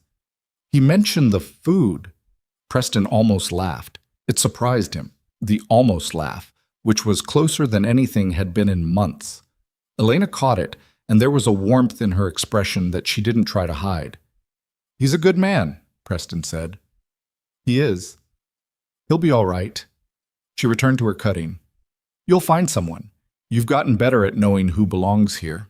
He looked at the side of her face. "Have I?" "Better than when I arrived. I knew inside of 10 minutes whether I could work in this kitchen. You took 3 weeks to figure out what you already had." The sentence sat in the air. It was a small sentence and it meant more than it said. She kept cutting. He went to pour coffee. "I've been thinking about the bunkhouse," he said, shifting, because the conversation had gotten to the edge of something and he wasn't ready to step off it yet. "It's too small for the crew we've been running. If I expand to the original operation size, which I've been thinking about, seriously, we'd need more space." "What size was the original?" 32 hands at peak. We're at 17 now. The middle ground is probably 24. He leaned against the counter. I've been looking at the books, looking at what the land can actually support versus what I've been running on it. There's a significant gap." Elena set down her knife and looked at him. "When did you decide to expand?" "I haven't decided. I'm thinking about it." She looked at him with the particular directness she turned on things she wanted to understand. "What does expanding mean for you? Not for the ranch, for you." He thought about it honestly. "It means stopping the retreat," he said. "It means deciding the place is worth building instead of just maintaining." He looked around the kitchen, the copper pots, the window with its herb pot, the board where Elena still tracked the pantry inventory in her compact handwriting. "It means choosing more than survival." She looked at him for a long moment. Something in her face did the thing it sometimes did. The thing where whatever she usually held back came close to the surface without quite breaking through. "That's not a small thing," she said. "No," he agreed. "It's not." She picked up her knife and went back to the vegetables, and he finished his coffee, and the conversation moved back into practical territory. The bunkhouse dimensions, the spring building schedule, whether the northeast barn and the bunkhouse expansion could share a contractor and a timeline to reduce cost.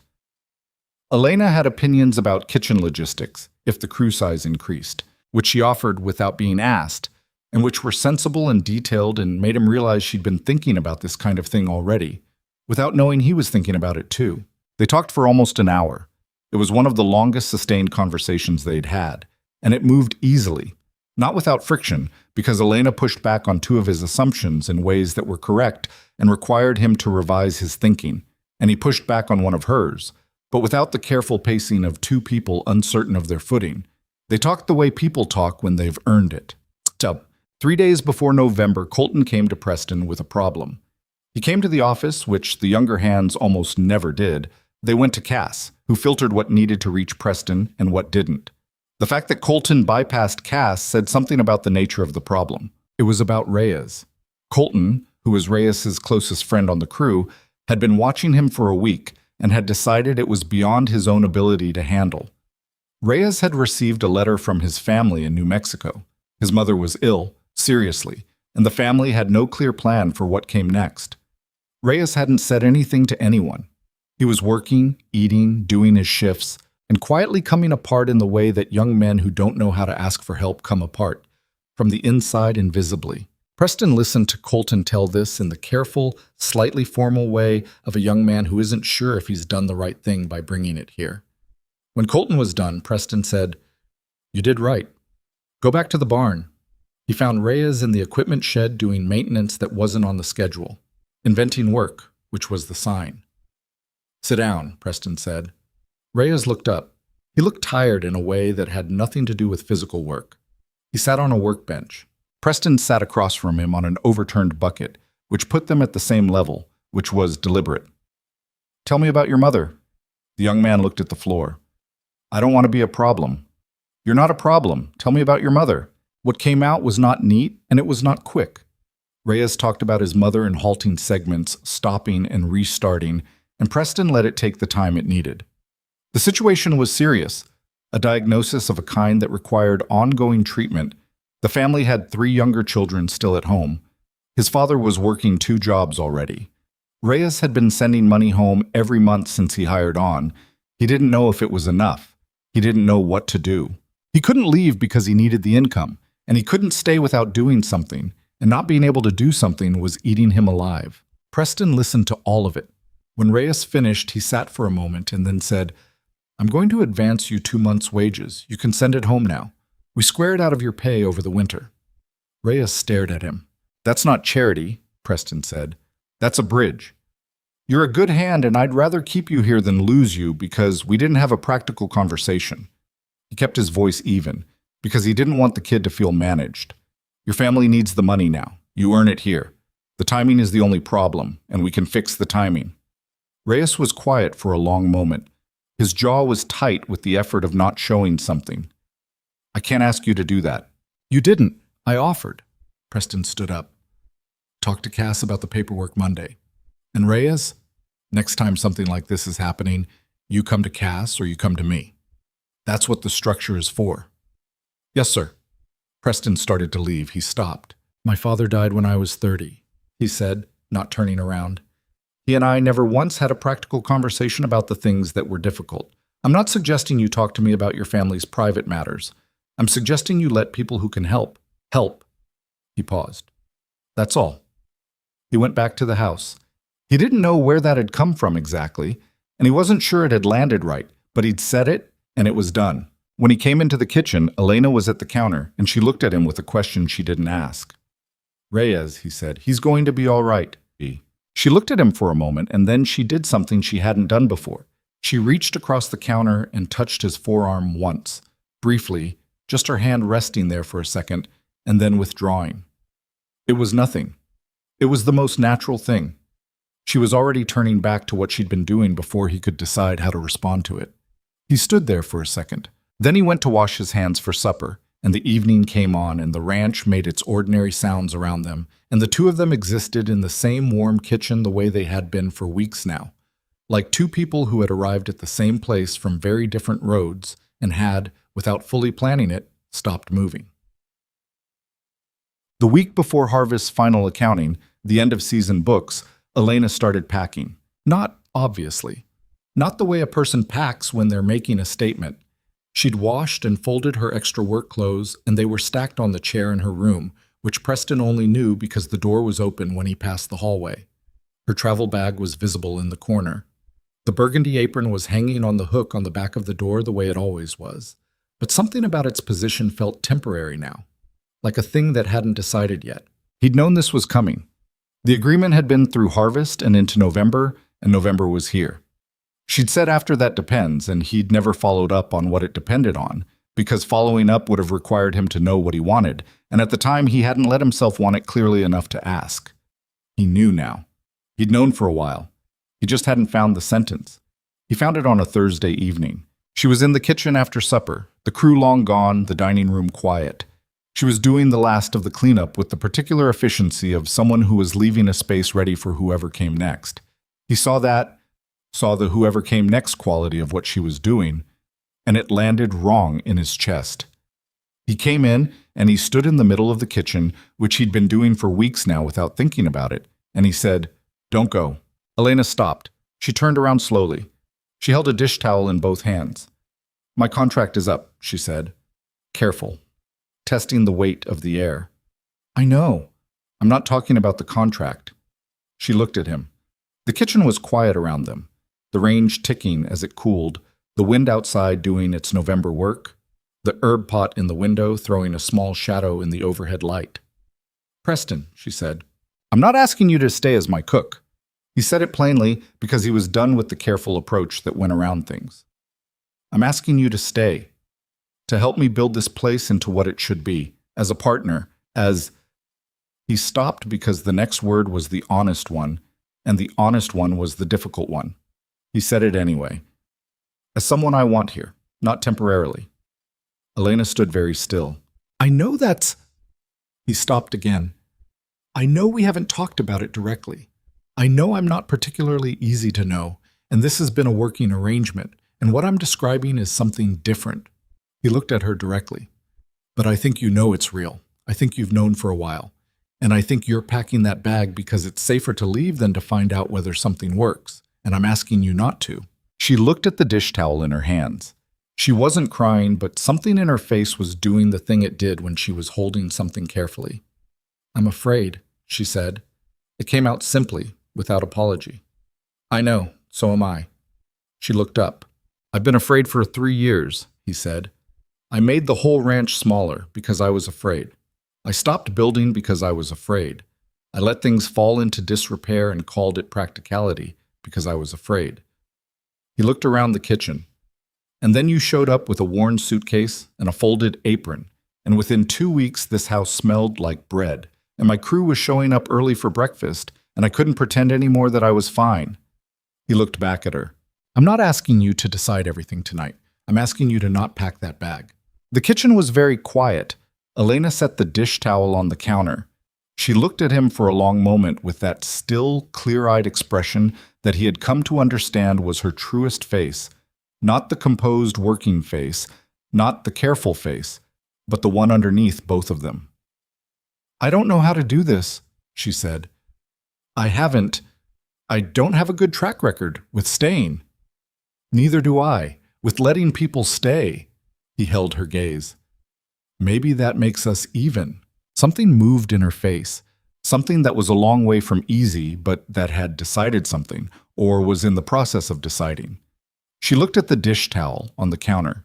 She looked at the window with the herb pot. She looked at the kitchen that she had, over the course of 7 weeks, made into something that felt lived in and necessary and real. She didn't answer him that night. But when he passed the hallway the next morning at 5 o'clock, the travel bag was in the same corner, and the folded clothes were still on the chair, and the burgundy apron was on the back of the door, and the kitchen light was already on. He stood at the bottom of the stairs for a moment, listening to the sounds of the kitchen, water running, the range being lit, the specific early morning sounds of someone who intended to make breakfast. He didn't go in. He put on his jacket and his boots and went out to check on the morning, and the cold air hit him clean and sharp. And somewhere in the east the sky was starting to make up its mind about the day. She didn't unpack the bag that day, or the next. Preston didn't ask about it. He'd said what he had to say, and he understood. In the way that a man understands when he spent 3 years learning the difference between pushing and waiting, that the next move wasn't his.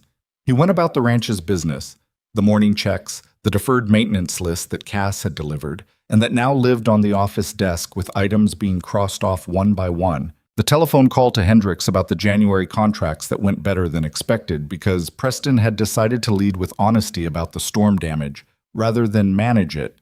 And Hendricks, who'd been in the cattle business 30 years and respected directness, had met him halfway without being asked. The ranch kept moving because ranches don't pause for personal reckonings.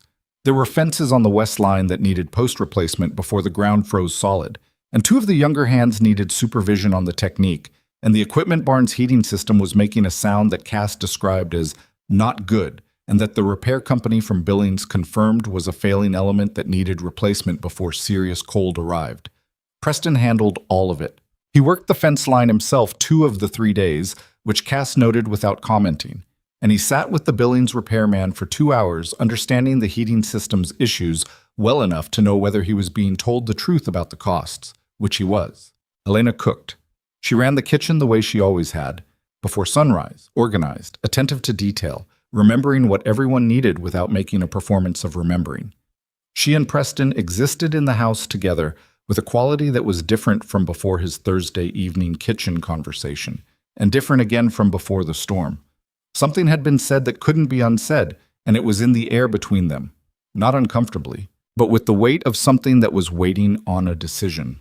He caught himself, on the second evening, watching her move through the kitchen with the specific attention of a man who is trying to memorize something in case it goes away.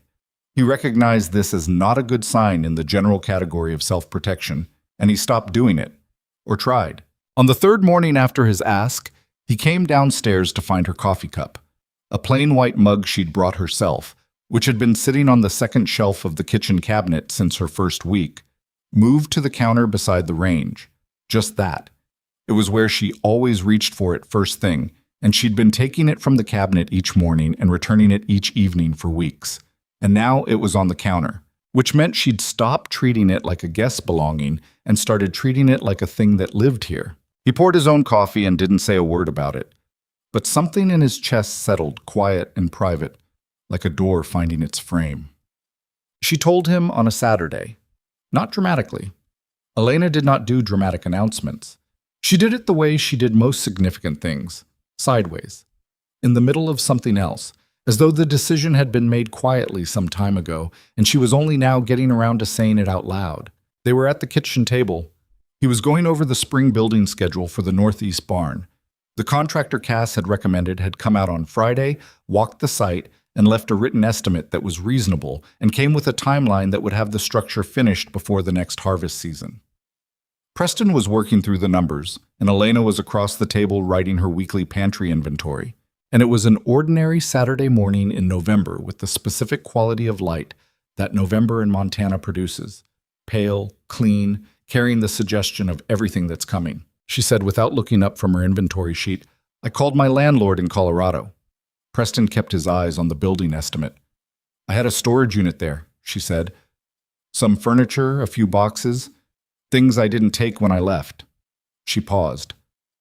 "I told him he could donate the furniture. I'm having the boxes shipped here." He set down his pen. He looked at her. She looked up from her inventory sheet, and her expression was steady in that particular way of someone who has passed through fear and come out the other side of it. Not fearless, because fearless is just a person who hasn't been paying attention, but something more honest than that. Someone who has decided that fear is not a sufficient reason. "I'm not doing this perfectly," she said. "I want to be clear about that. I don't have a clean feeling about it. I'm still afraid of about 6 different things." "What are the 6 things?" he asked. She looked at him. "I'm afraid it doesn't work. I'm afraid I'm not easy to live with in the long term, which I have reasonable evidence for. I'm afraid of caring about a place and losing it. I'm afraid of caring about someone and—" She stopped. "And losing them. That's only 4. "I know. I'm still working on the other 2. She held his gaze. "I'm staying. I'm saying yes to what you asked, but I'm saying it as someone who is genuinely uncertain, not someone who has figured it out, because I think you deserve the honest version." Preston sat with that for a moment. "The honest version is the one I want." "I know." She looked down at her inventory sheet, then back up. "One more thing." He waited. "I'm not the cook anymore." She said it carefully. "I'll cook because I want to and because I'm good at it, and because this kitchen it's mine now, I think. But I'm not the employee. If I'm staying, the terms change. The terms already changed, he said, Thursday evening. I know, I wanted to say it out loud. He nodded. Then he said, What are the other two things you're afraid of? She almost smiled. That I'll make this kitchen too comfortable and you'll never leave it. And the sixth? She picked up her pen. That Cass will figure out he was right about everything and become completely insufferable. Preston did laugh then. Genuinely. The kind that comes up without warning and leaves a person slightly surprised. Elena looked at him with an expression that was warm and real and a little wondering, like someone watching something come back to life after winter. He already knows he was right, Preston said. I was afraid of that, she said, and went back to her inventory. Mussum, he told Cass on Monday. Cass was in the equipment barn checking the repaired heating element when Preston came in, and Preston said without preamble, Elena's staying, permanently. She'll be running the house, and she'll be involved in decisions about the operation going forward. He paused. She's not staff. Cass looked up from the heating unit. He looked at Preston for a long moment, and then he looked back at the heating unit, and he said, Elements holding, should be fine through winter. Good, Preston said. I'll want to revisit the spring bunkhouse plans if the crew's expanding, Cass said, still looking at the heating element. Might make more sense to do a full addition rather than the partial renovation we discussed. Put together a revised proposal. I'll have it by Wednesday. Cass stood up and picked up his toolbox. He looked at Preston with the expression of a man who has been waiting a long time for something to become obvious to someone else and has the particular satisfaction of watching it finally happen, combined with the equally particular restraint of a man who knows better than to make too much of it. Good decision, he said. Just that. He walked out of the barn. Preston stood in the empty equipment barn for a moment in the thin November light. Good decision. From Cass Whitfield, that was a standing ovation.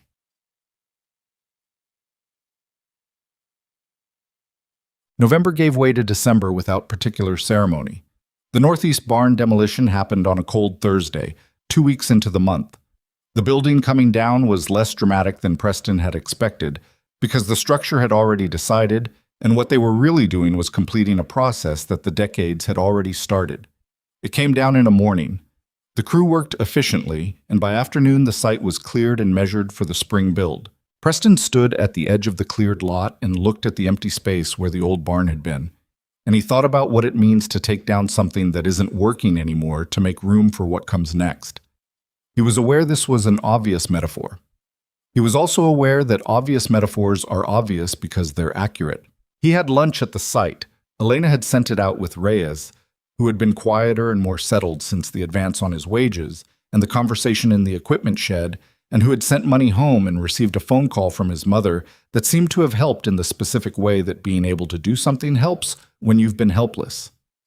He didn't say much about the call, but Preston noticed the difference in how he moved through the days, lighter, more present. Colton, who had become, without anyone designating this, something like Reyes's unofficial younger brother on the ranch, had started showing up to help Elena with the heavier kitchen tasks in the mornings, carrying supplies from the cold storage, bringing in firewood, moving the large stock pots. He did it before his shift and didn't mention it, which Elena accepted without making it into something it didn't need to be. She just started factoring him in, which was how she absorbed most things, without announcement, by adjustment. Harlan left the second week of December. He came to find Preston the morning before he left, and they shook hands, and Harlan said the ranch was in good shape and that he was glad about it. And Preston said that Harlan had been a significant part of why, which was true and which Harlan accepted with the dignity of a man who doesn't need it amplified. Then Harlan went to the kitchen and spent 45 minutes with Elena, which Preston could hear, not the words, just the voices, Harlan's slow cadence and Elena's cleaner one, and when Harlan came out his eyes were slightly red, which he ignored with complete determination, and he picked up his bag and drove off toward Oregon without looking back, which was very Harlan. Elena stood at the kitchen window and watched the truck go down the gravel road and turn at the county line. She stood there a while. Preston came in with firewood and stacked it without speaking. He set the last piece on the pile and turned, and she was still at the window. He taught me the wood stove trick, she said. The damper timing, first week. He's been doing it 40 years. He was probably happy someone wanted to know. She turned from the window. Her eyes were dry, but the redness at the edges said they'd been something else recently. He told me... She stopped. He said that Margaret used to leave a light on in the kitchen at night, just the one above the range. Said she told him once it was so the house looked like someone was home. She looked at the range light, which Elena herself had taken to leaving on every night since her first week. He said he noticed I did the same thing. He didn't say anything else about it. That was all. Preston stood very still. I didn't know that, he said. About the light. I know you didn't. She moved back to the counter, picking up where she'd left off before. I just thought you should. He looked at the range light for a moment. Then he looked at the window, where the gravel road was empty now, and the fields beyond it lay white and quiet under the December sky. He didn't have words for what he felt, standing there, and he didn't reach for them. Some things don't need translation. They just need to be stood in for a minute, fully, without flinching. But Christmas came to the Ashford Ranch the way it hadn't come in 3 years, not with decoration or ceremony, because neither Preston nor Elena was inclined toward either, but with a quality of inhabitation that was its own kind of warmth. Elena cooked for the crew on Christmas Eve, and the table in the dining room was full again, and there was no occasion or announcement. It was just a good meal among people who'd worked hard together through a harvest and a storm and a season, and the ease in that room was the ease that can't be manufactured. It has to be built over time, by accumulated choice, by people deciding to show up for each other past the point where it's required. Reyes received a letter from his mother around that time that reported a stabilization in her condition. Not recovery, the doctors weren't using that word yet, but stabilization, which was enough to change the quality of his face. He told Elena first in the kitchen, which said something about where the kitchen stood in the life of the ranch. Preston watched his operation in the week between Christmas and New Year's and felt something he hadn't felt about it in a long time, which was that it was worth watching. Not because the numbers were good, though they were holding. Not because the property was in better shape than it had been in years, though it was. But because the people in it were doing their work with a quality that couldn't be reduced to metrics. A quality of being present, of caring about the thing they were building together, that Preston now understood he had starved out of the place through years of careful, frightened diminishment. He sat in his office on the last evening of the year with the ledger open in front of him, and he went through the numbers the way he always did, and the numbers said the year had ended on a reasonable note despite the storm damage. The Hendricks renegotiation had held, 2 new smaller contracts had come in based on a referral from a rancher to the north who'd heard the operation was expanding, and the winter payroll, while larger than recent years, was justified by the work output. The ranch was not yet what it had been at its original scale. It was building toward that. Building, not recovering, which was a different thing entirely. He closed the ledger and sat in the quiet of the office, and from the kitchen below, he could hear Elena moving around doing what she always did at this hour, and the sound of it, the specific, ordinary human sound of someone else existing in the same house, was the most valuable thing in the ledger by a margin that no accounting system had been designed to measure. He went downstairs. She was at the counter with a cup of tea, not doing anything in particular, just standing in her kitchen at the end of a year, which seemed like a reasonable thing to do. She looked up when he came in. "How do the numbers look?" she asked. "Better than I expected when the year started." He got his own cup, poured from the kettle she'd left on the range. "Next year will be stronger." Because of the expansion, because of several things. He came to stand at the counter near her, close enough that the small space between them was the comfortable space of people who have figured out their proximity. The expansion, the new contracts, the crew. He looked at her. The kitchen. She looked at her tea. The kitchen didn't make the cattle grow. No, but it made the people who take care of the cattle want to come to work.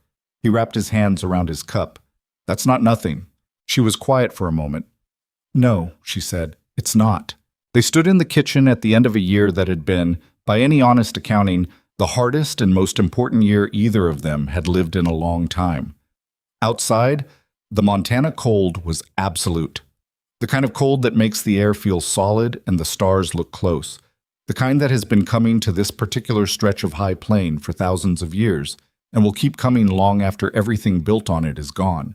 But the kitchen was warm, and the range light was on, And two people who had arrived at this place from completely different directions and by completely different roads were standing in it together at the turning of a year. "I have a question," Elena said. He waited. "The boxes from Colorado came last week." She kept her eyes on her tea. "There's one I haven't opened. I've been carrying it for 7 years. He understood immediately what she meant, and he didn't rush toward it. "You don't have to open it now." "I know." She was quiet.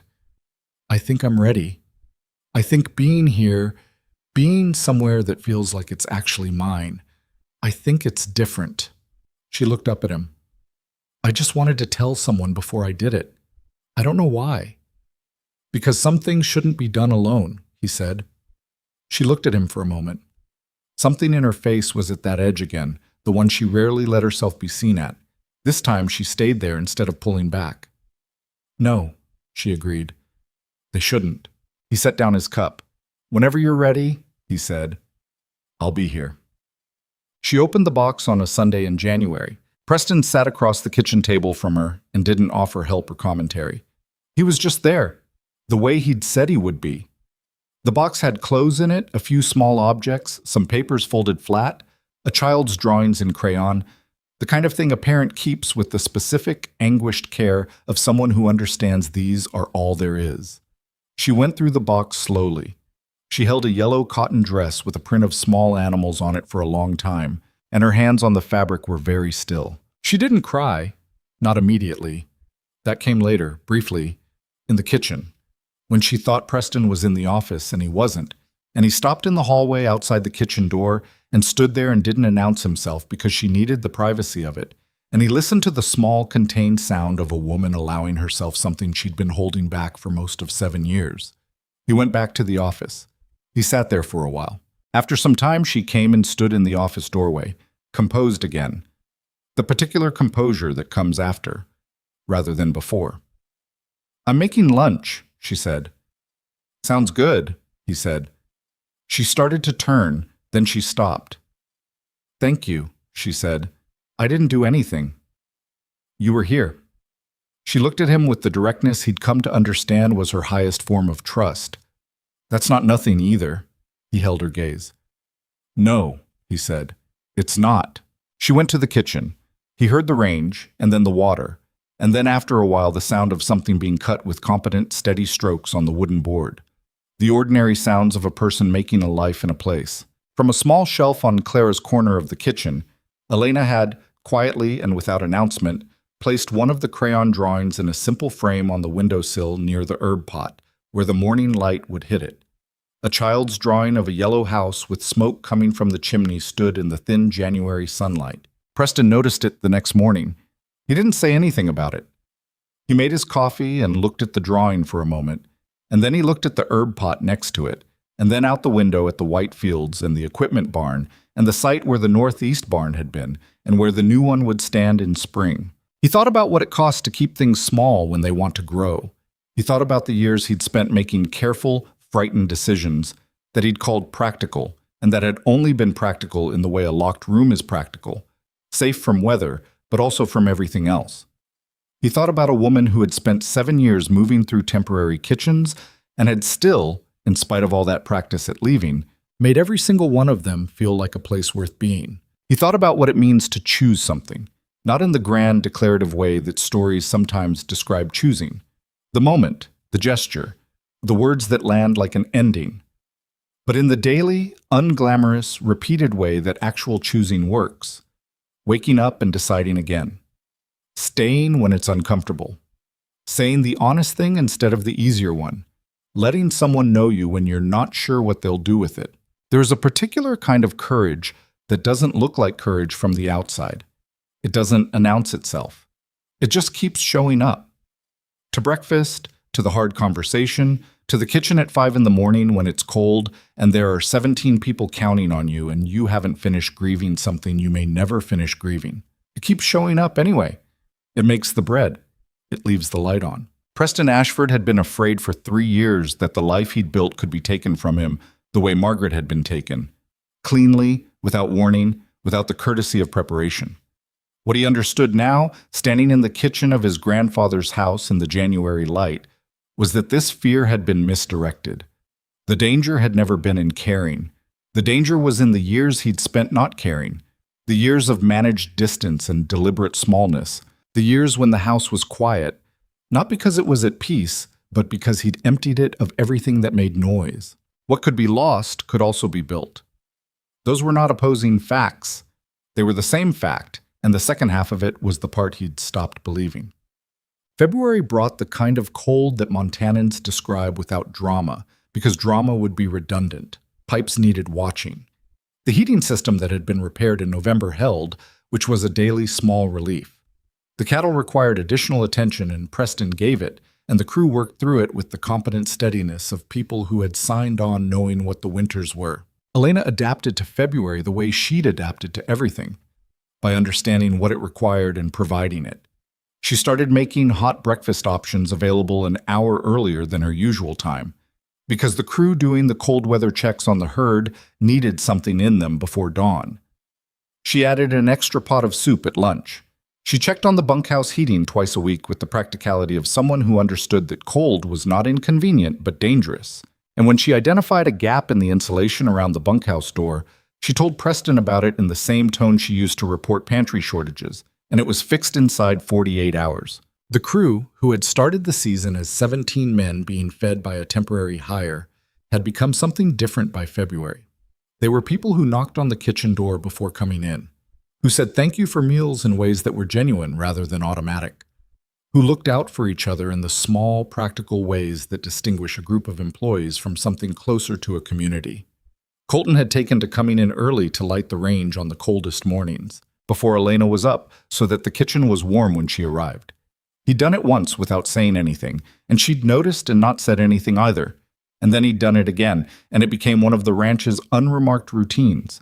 One of many that had accreted without planning into the daily life of a place that had decided to be alive again. Reyes, in February, got a second letter from his mother that said the treatment was working. He came to the kitchen to tell Elena, and then he went to find Preston in the office, and he stood in the doorway and said, "My mother's getting better," with the specific restraint of a young man who has been holding that sentence for months and doesn't quite trust it yet, but is starting to. Preston looked at him. "Good," he said. "That's very good news." Reyes nodded. He started to leave, then stopped. "I won't forget what you did. The advance. I wanted to say that." "You'll pay it back by the season," Preston said. "That's enough." "It's not enough," Reyes said simply, and left. Preston sat with that for a while. It occurred to him that 3 years ago, that conversation would not have happened. Not because Reyes wouldn't have had the need, but because Preston wouldn't have been the person available to have it with. He'd been managing the ranch, not living in it.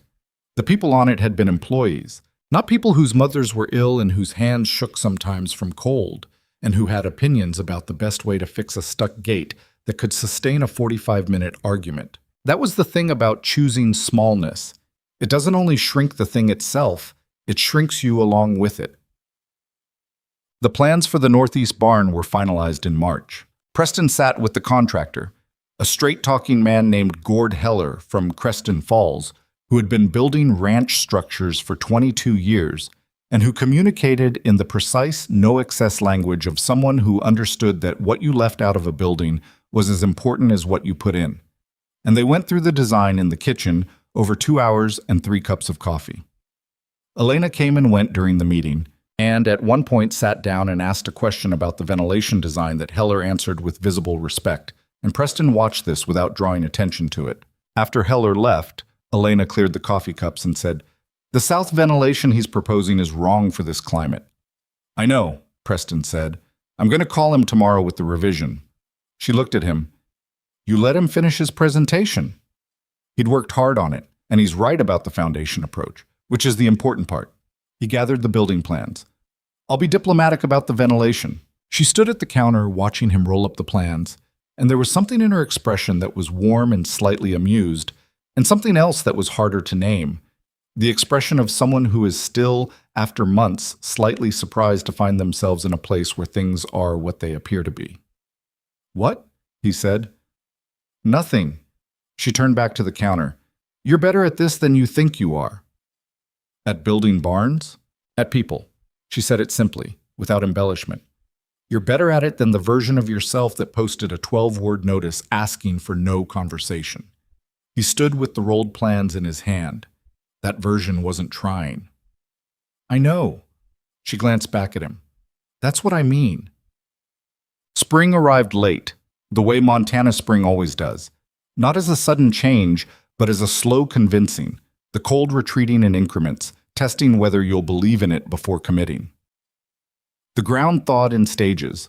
The creek along the south boundary ran high and fast with snowmelt. The first real warmth came on a Tuesday in April, and the crew felt it and worked differently that day, the way people work when something has lifted. The barn construction began the first week of May. Preston was on site for most of it. Not because he needed to supervise Gord Heller, who knew his work, but because watching something being built, the honest, sequential labor of it, one piece creating the conditions for the next, was something he found he wanted to witness. He brought coffee out in the mornings and sometimes stood at the edge of the site with his hands in his pockets, watching the crew work. And Cass would come stand beside him, and they'd watch together in the comfortable silence of two men who don't need to say the obvious thing. Elena came out one afternoon in the second week, when the frame was up and the shape of the structure was clear. She stood at the edge of the site and looked at it without speaking. What do you think, Preston asked. It's big, she said, bigger than the old one. We needed the space. She looked at the frame against the May sky, the new wood bright and clean, the proportions deliberate. It looks like something that's going to last, she said. That's the idea. She stood there a moment longer, and he stood beside her. And the afternoon light was the particular golden light of Montana in May, when the grass is starting and the air has made its decision. And the two of them stood at the edge of what was being built and looked at it together the way people look at things they intend to keep. I called a woman I used to work with, Elena said, not looking at him. In Colorado. She's a good cook looking for placement. She paused. If you're serious about expanding the crew to 24, you'll need more kitchen help by fall. Preston looked at her profile. You're recruiting? I'm planning ahead. She finally glanced at him. Is that overstepping? No, he said. It's not. She looked back at the barn frame. Good. She turned and walked back toward the house, and he watched her go. The straight posture, the practical stride, the burgundy apron strings tied at the back of her waist, and felt something he had no clean name for, which was a feeling he'd stopped trying to name by April, because some feelings are better inhabited than labeled. The summer came in warm and the grass came in high and the expanded crew came in steady. 3 new hands by June, 2 more by July, and the woman from Colorado, whose name was Patrice and who was compact and efficient and had a dry sense of humor that made Elena laugh in the kitchen, which was a sound Preston discovered he was glad to hear more often. The Ashford Ranch ran 22 hands by the 1st of August. The northeast barn stood solid and new against the summer sky. The bunkhouse addition was framed and sided and would be finished before the first freeze. The west fence line was replaced. The equipment barn's heating system was certified for another 5 years. The deferred maintenance list that Cass had delivered in November had 11 items crossed off and 4 remaining, which would be addressed before winter. The contracts were stronger than the previous year. The herd was healthier. The operation had a quality of coherence, of parts that knew how to work together, that had been absent from it for years. People who had worked other ranches said so, not to Preston, but among themselves, in the way that people describe a place where the work makes sense. Cass, in August, said to Preston during a morning walk of the South Fields, "The new hands are good." "Yes," Preston said. "The hiring's gotten better. I've had input." Cass looked at the South Fields where the grass stood even and well-managed and ready for fall. "The whole operation's gotten better."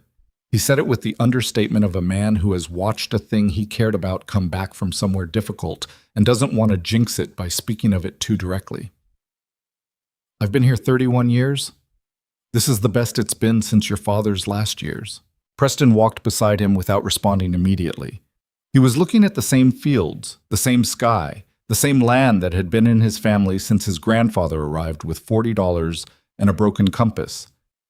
He was thinking about what it had taken. Not the practical things, though those mattered, but the other things.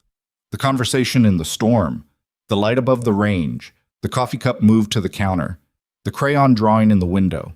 The small decisions that are not actually small. We're building it back, Preston said. Yes, Cass said. You are. He walked on ahead, because Cass knew when a conversation was finished, and this one was. Preston stood a moment in the August morning on his grandfather's land and felt the weight of it. Not the burden kind of weight, but the grounded kind, the kind that tells you where you are. Harvest came around again the way it always does, without asking whether you're ready, without adjusting for what's happened since the last one. The fields were ready, the crew was ready, the kitchen was ready. On the morning the first section was cut, Elena was at the range before 4 in the morning.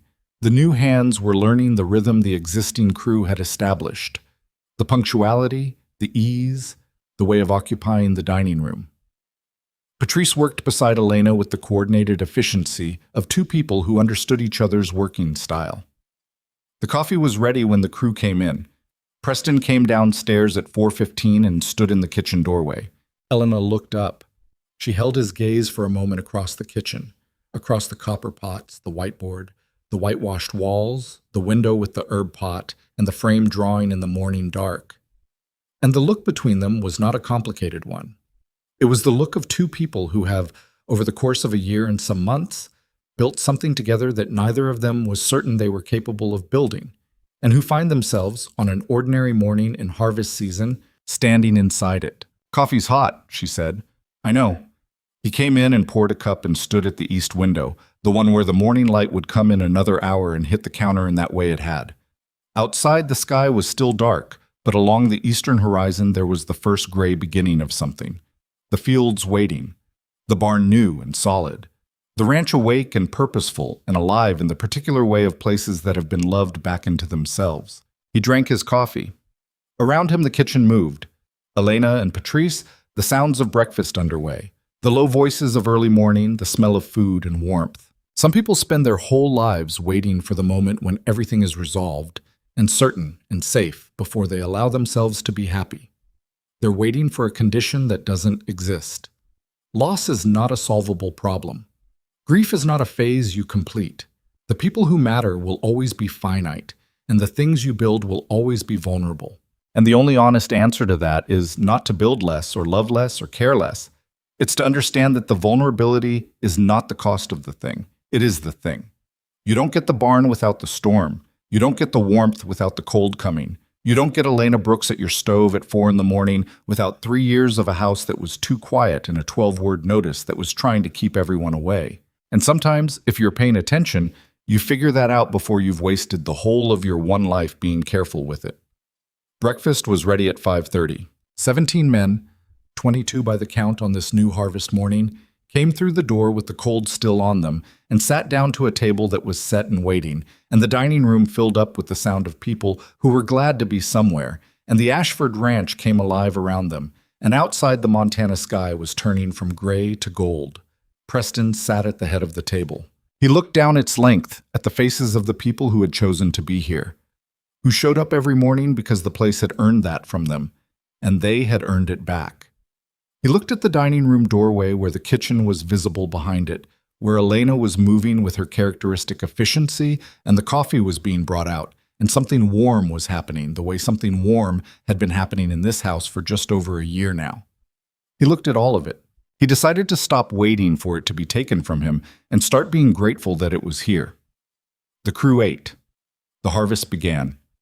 The day came in full and cold and clear, the way October mornings come in Montana when the season is right and the work is waiting and the land has decided to give you something worth keeping. The kitchen light stayed on.